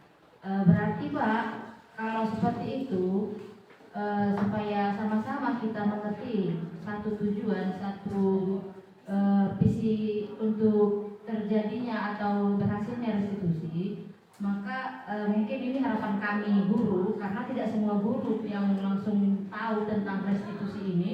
Alangkah baiknya ini mungkin tuh Pak Kepala Sekolah ada satu hari atau satu momen yang memang seluruh guru itu dibuat seperti sosialisasi atau seminar seperti ini supaya disatukan pemahaman tentang restitusi. Memang Pak, kalau segala sesuatu yang ingin kita lakukan, kalau kita mengharapkan langsung 100% tidak bisa ya Pak. Tapi kalau memang bisa sedikit saja ada perubahan ke yang lebih baik, ya kita semua juga kepingin seperti itu Pak. Kita dasarnya semua guru kepingin anak-anaknya berhasil. Kalaupun yang saya ingat Pak dari guru saya lupa guru SD, SMP atau SMA, guru saya tersebut bilangnya seperti ini kepada kami.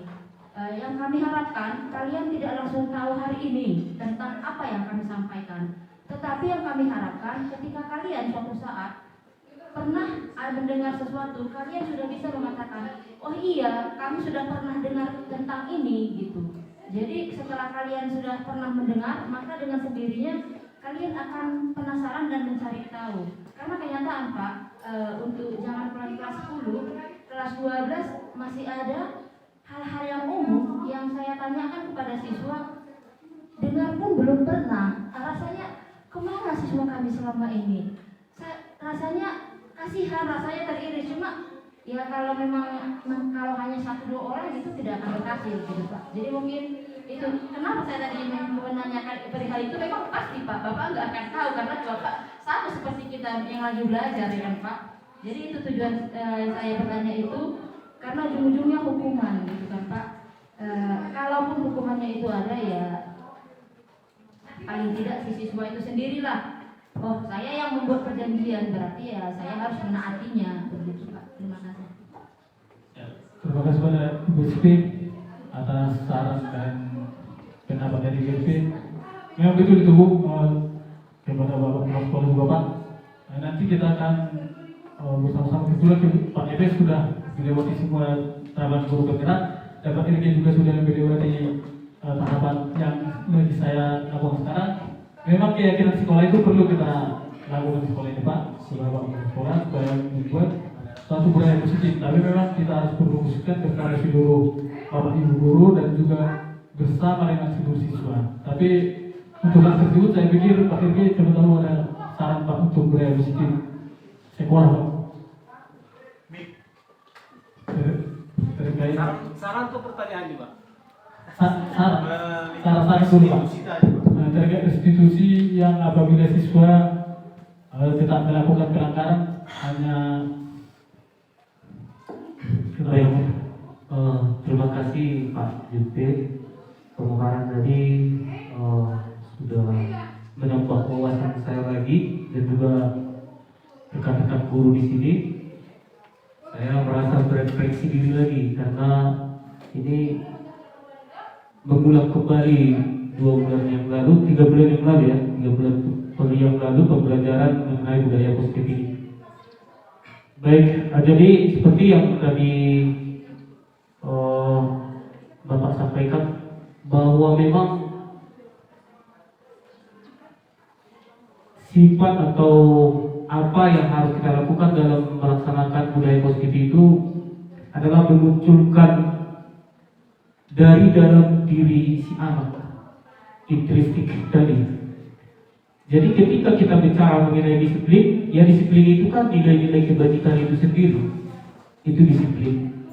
Yang tadi ada profil pelajar Pancasila itu yaitu bagian dari nilai kebajikan, nilai universal tadi. Jadi kalau Pak Irti tadi menanyakan kan sudah ada peraturan, kenapa harus lagi dibuat keyakinan kelas dan lain sebagainya seperti itu. Jadi itulah yang mau kita, paradigma itu yang mau kita ubah. Jadi paradigma mengenai kita membuat peraturan selama ini seperti apa? Apakah kita misalnya dilarang terlambat, dilarang cabut, dilarang dilarang main game di dalam ruang kelas kan gitu. Itu peraturannya. Jadi mengubah sebenarnya kita hanya mengubah kalimatnya itu ke kalimat yang positif tadi. Disiplin itu menjadi positif. Contoh, dilarang terlambat, berarti datanglah tepat waktu. Jadi bahasanya dia sebenarnya yang lebih lembut. Itu disiplinnya. Datanglah tepat waktu kelas. Misalnya, tadi kan sudah jelas Pak Dirjen sampaikan tadi. Misalnya ban habis di dalam ruangan kelas. Kita buat keyakinan kelasnya itu di dalam ruangan kelas itu, ya jagalah ketertiban kelas. Misalnya. Nah, jadi sebenarnya kan gampang sekali kalau kita sepakat semua ya. Saya bicarakan terutama lah wali kelas yang paling dominan melakukan pekerjaan untuk membuat keyakinan kelas ini.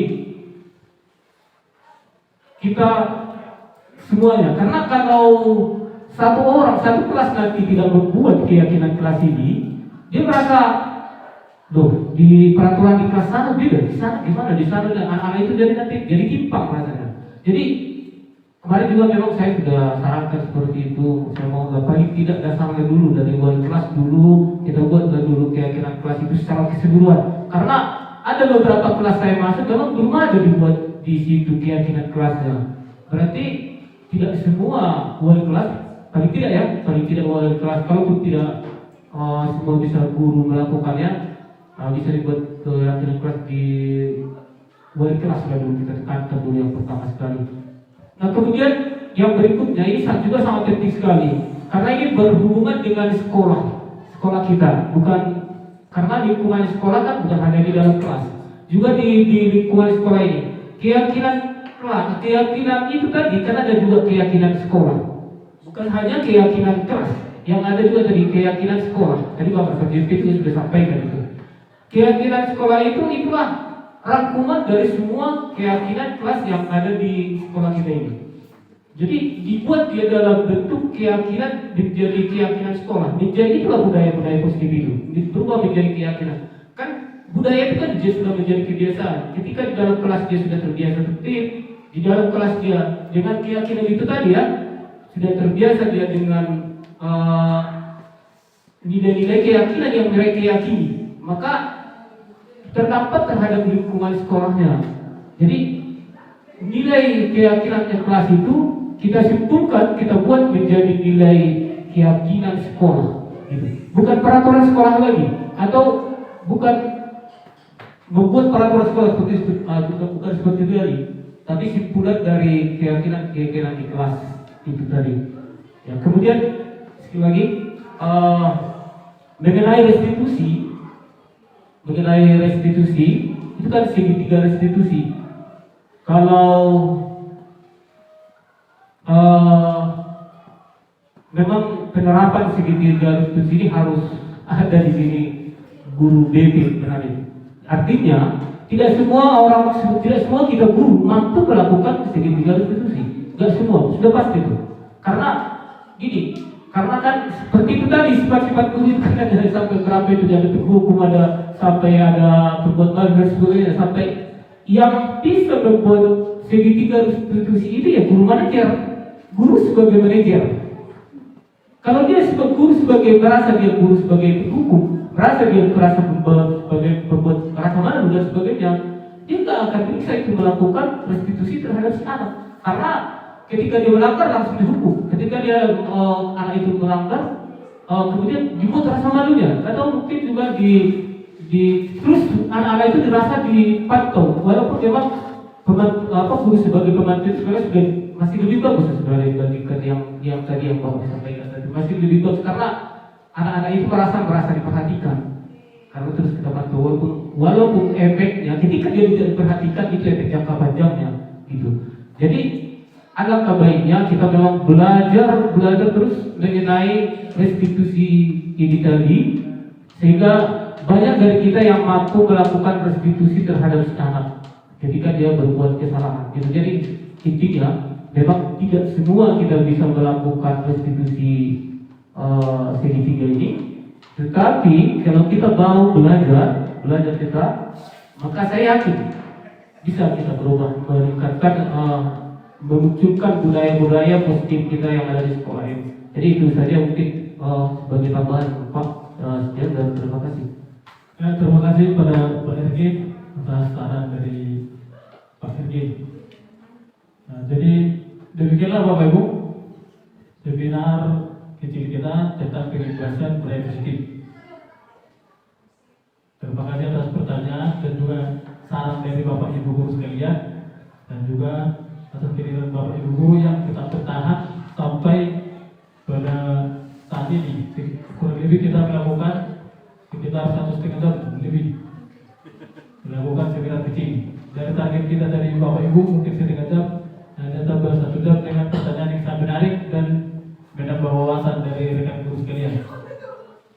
Jadi demikianlah Bapak Ibu, kita tutup pertemuan kita pada hari ini untuk untuk memberikan saran ataupun pendapat terkait seminar kita pada hari ini. Waktu dan tempat saya berikan, Pak. Oke, baik, terima kasih.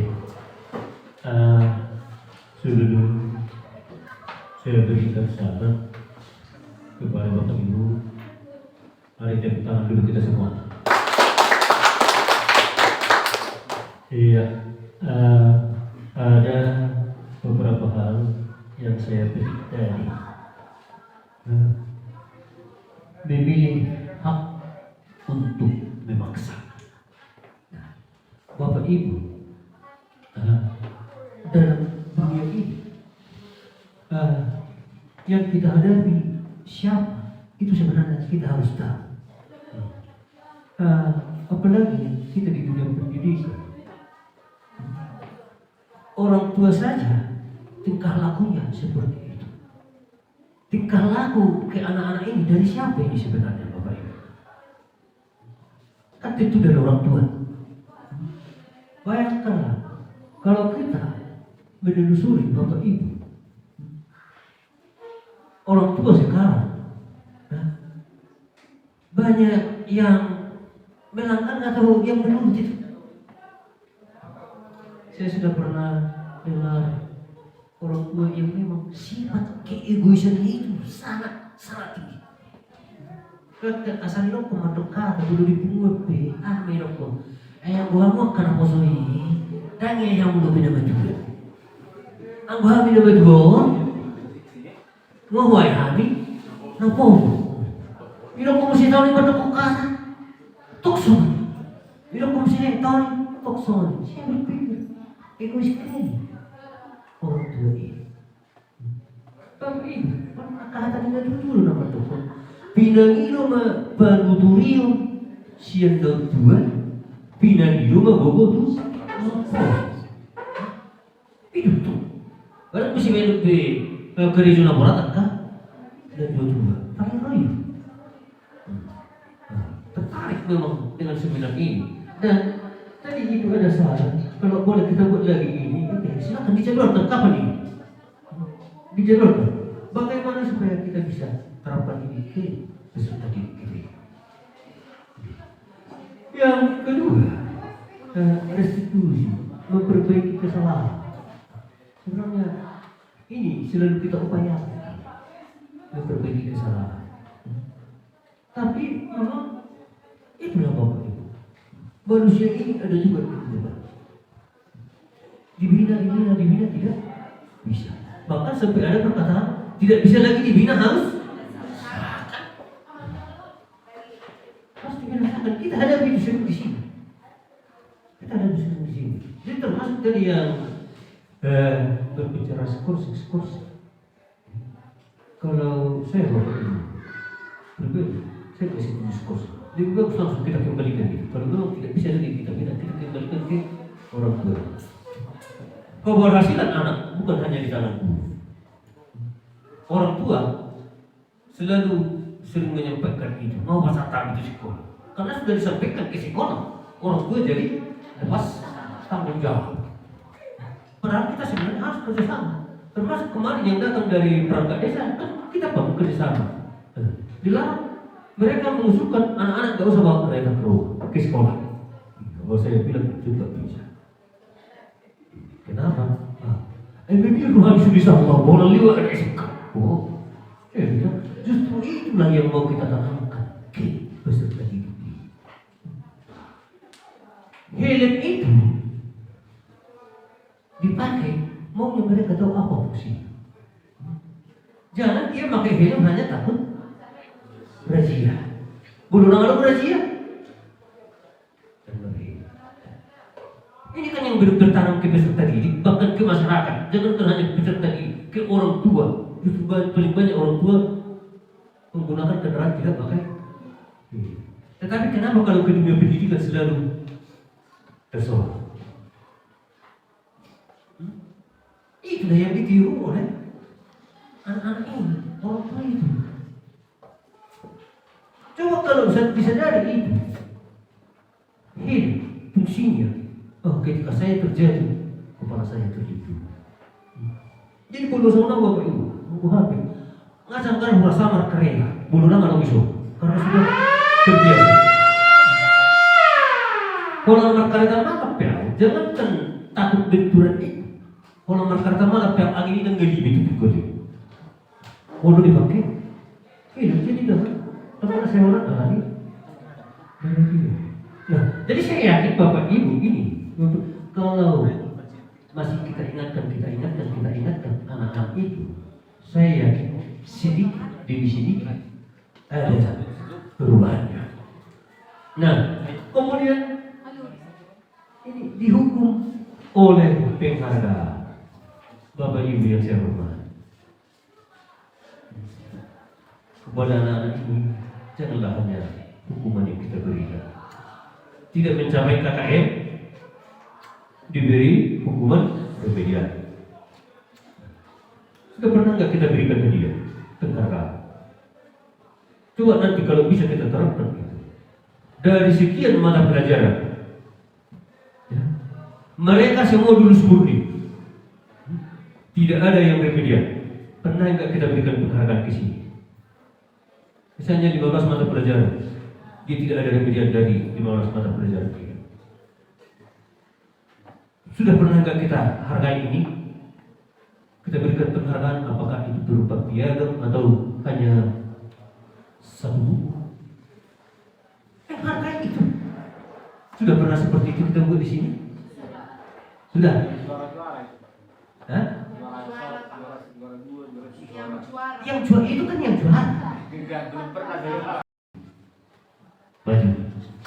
Akhirnya pada hari ini juga seminar pembebasan budaya positif di SMK Negeri 1 Pengaribuan resmi ditutup.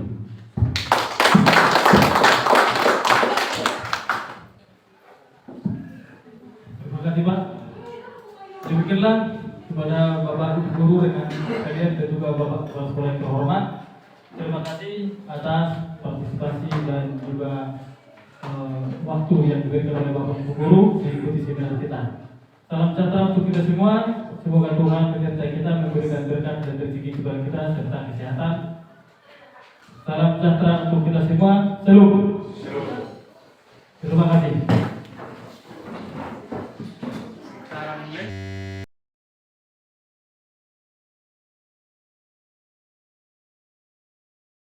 Selamat pagi.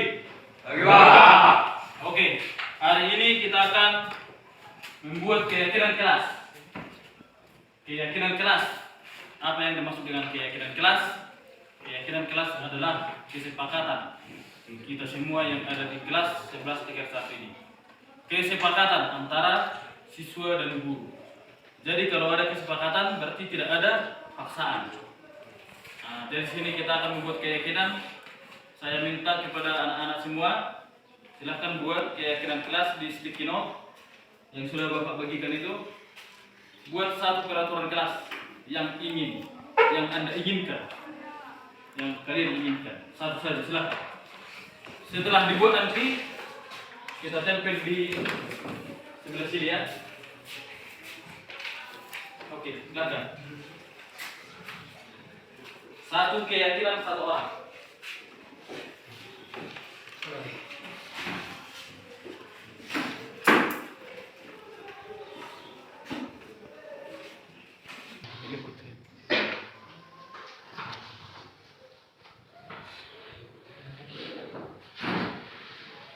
Baiklah, kalau sudah dituliskan silahkan ditempel di bawah peraturan kelas.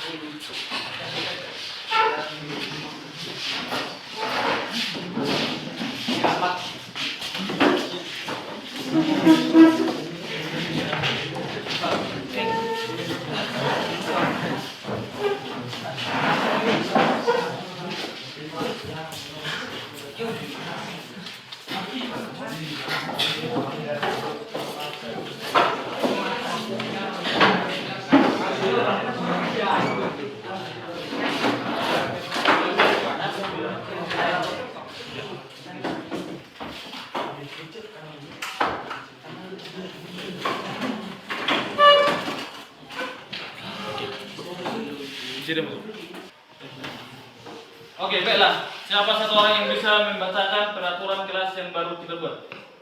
Satu orang, silakan. Maju ke depan. Bacakan. Oke, Retno. Bacakan mulai dari sini. Peraturan kelas. Oke, peraturan pada kesetujuan kelas kami saya akan bacakan. Yang satu, dilarang keluar masuk saat jam pelajaran dimulai. Yang kedua, dilarang merokok di dalam kelas. Yang ketiga, dilarang cabut. Yang keempat, jangan membawa HP ke sekolah. Yang kelima, dilarang merokok. Yang ketujuh, yang keenam, dilarang tidak berpakaian rapi. Yang kedelapan, dilarang memakai sepatu ke dalam kelas. Yang kesembilan, dilarang merokok di sekolah dan di kelas. Yang ke-10, dilarang merokok di sekolah. Yang ke-11, dilarang merokok di dalam kelas. Yang ke-12, dilarang melawan perintah guru. Yang ke-13, berpakaian rapi. Yang ke-14, dilarang berkelahi di dalam kelas.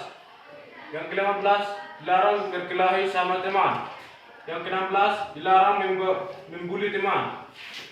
Dilarang membawa sampah, dilarang membuang sampah sembarangan. Dilarang merokok di sekolah. Dilarang pergi ke kantin saat pelajaran dimulai. Dilarang memakai sepatu putih selain hari Sabtu. Dilarang tidur di atas meja. Dilarang merokok di dalam kelas. Dilarang membawa HP ke sekolah. Dilarang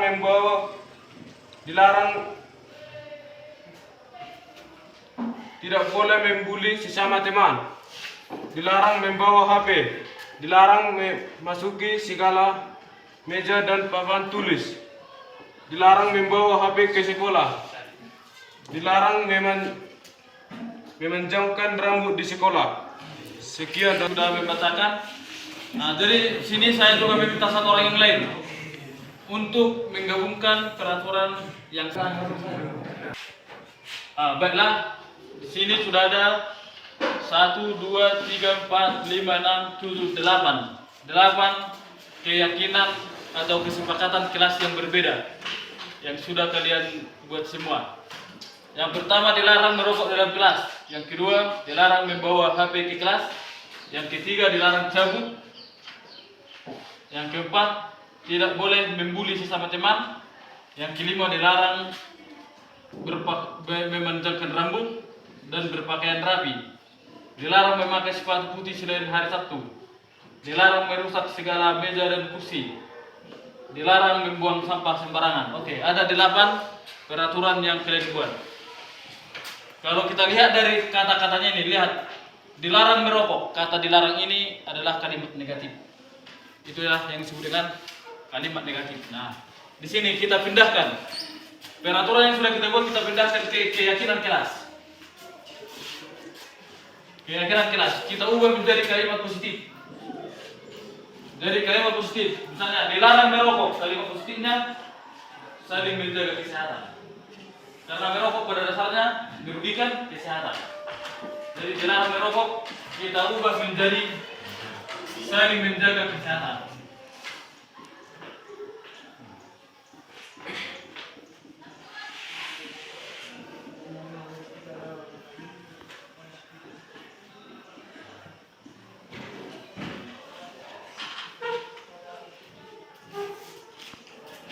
Bukan saling. Kita ganti dulu. Bukan saling. Selalu.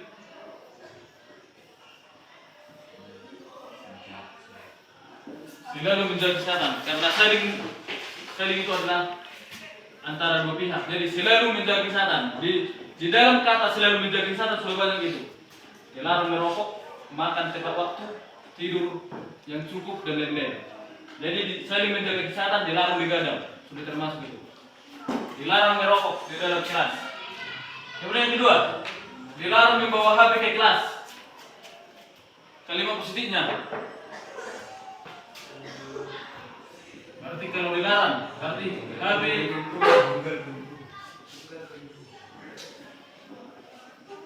disimpan atau ditinggalkan di rumah. Jadi di sini kalimat positifnya HP ditinggalkan atau disimpan di rumah. Berpenampilan, spirit berpakaian rapi.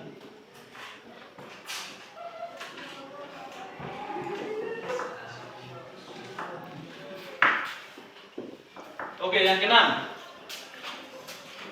dilarang memakai sepatu putih. Dilarang memakai sepatu ke dalam kelas. Berarti dilarang memakai sepatu ke dalam kelas. Selalu menjaga kebersihan.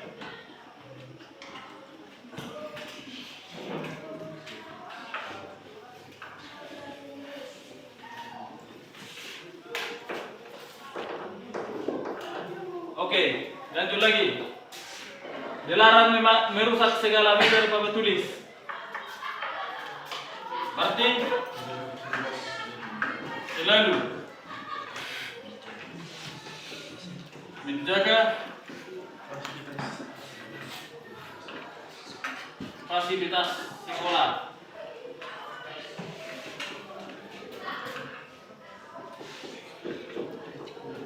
Oke.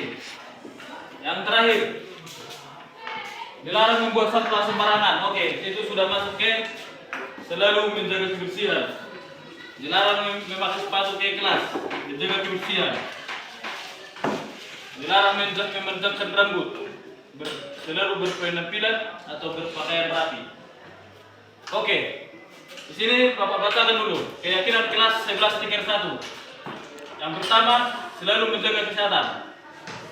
Yang kedua, HP disimpan atau ditinggalkan di rumah. Yang ketiga, selalu hadir setiap pembelajaran.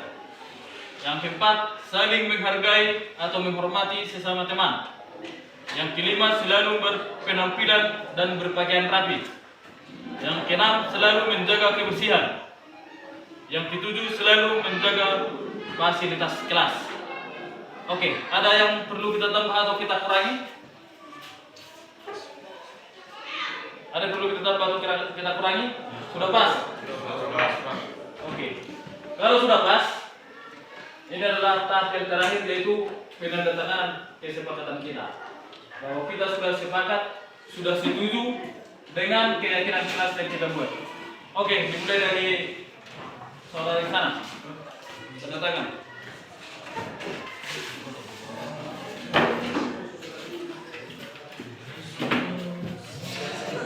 Lanjut.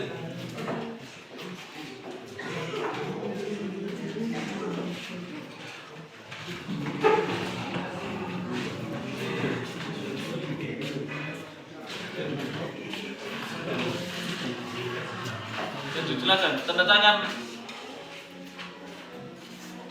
Ini adalah tandanya bahwa kesepakatan keyakinan kelas kita sudah kita tetapkan.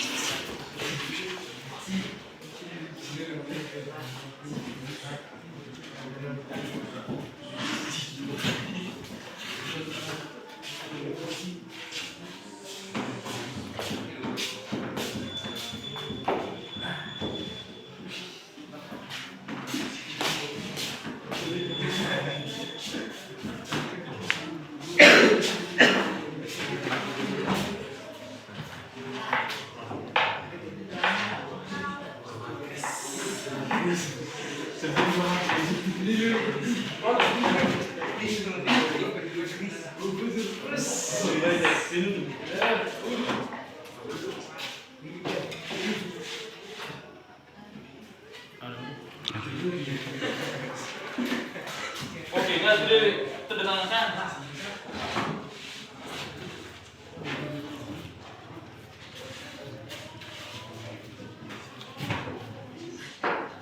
Ya, baiklah. Ini adalah keyakinan kelas kita yang sudah kita tanda tangani. Berarti untuk mensahkan keyakinan kelas, kita sudah resmi sah dan yakin dengan 7 butir keyakinan kelas yang sudah kita buat hari ini. Untuk itu, Bapak meminta kita tepuk tangan sebanyak 7 kali sebagai tanda bahwa ini sudah sah kita laksanakan.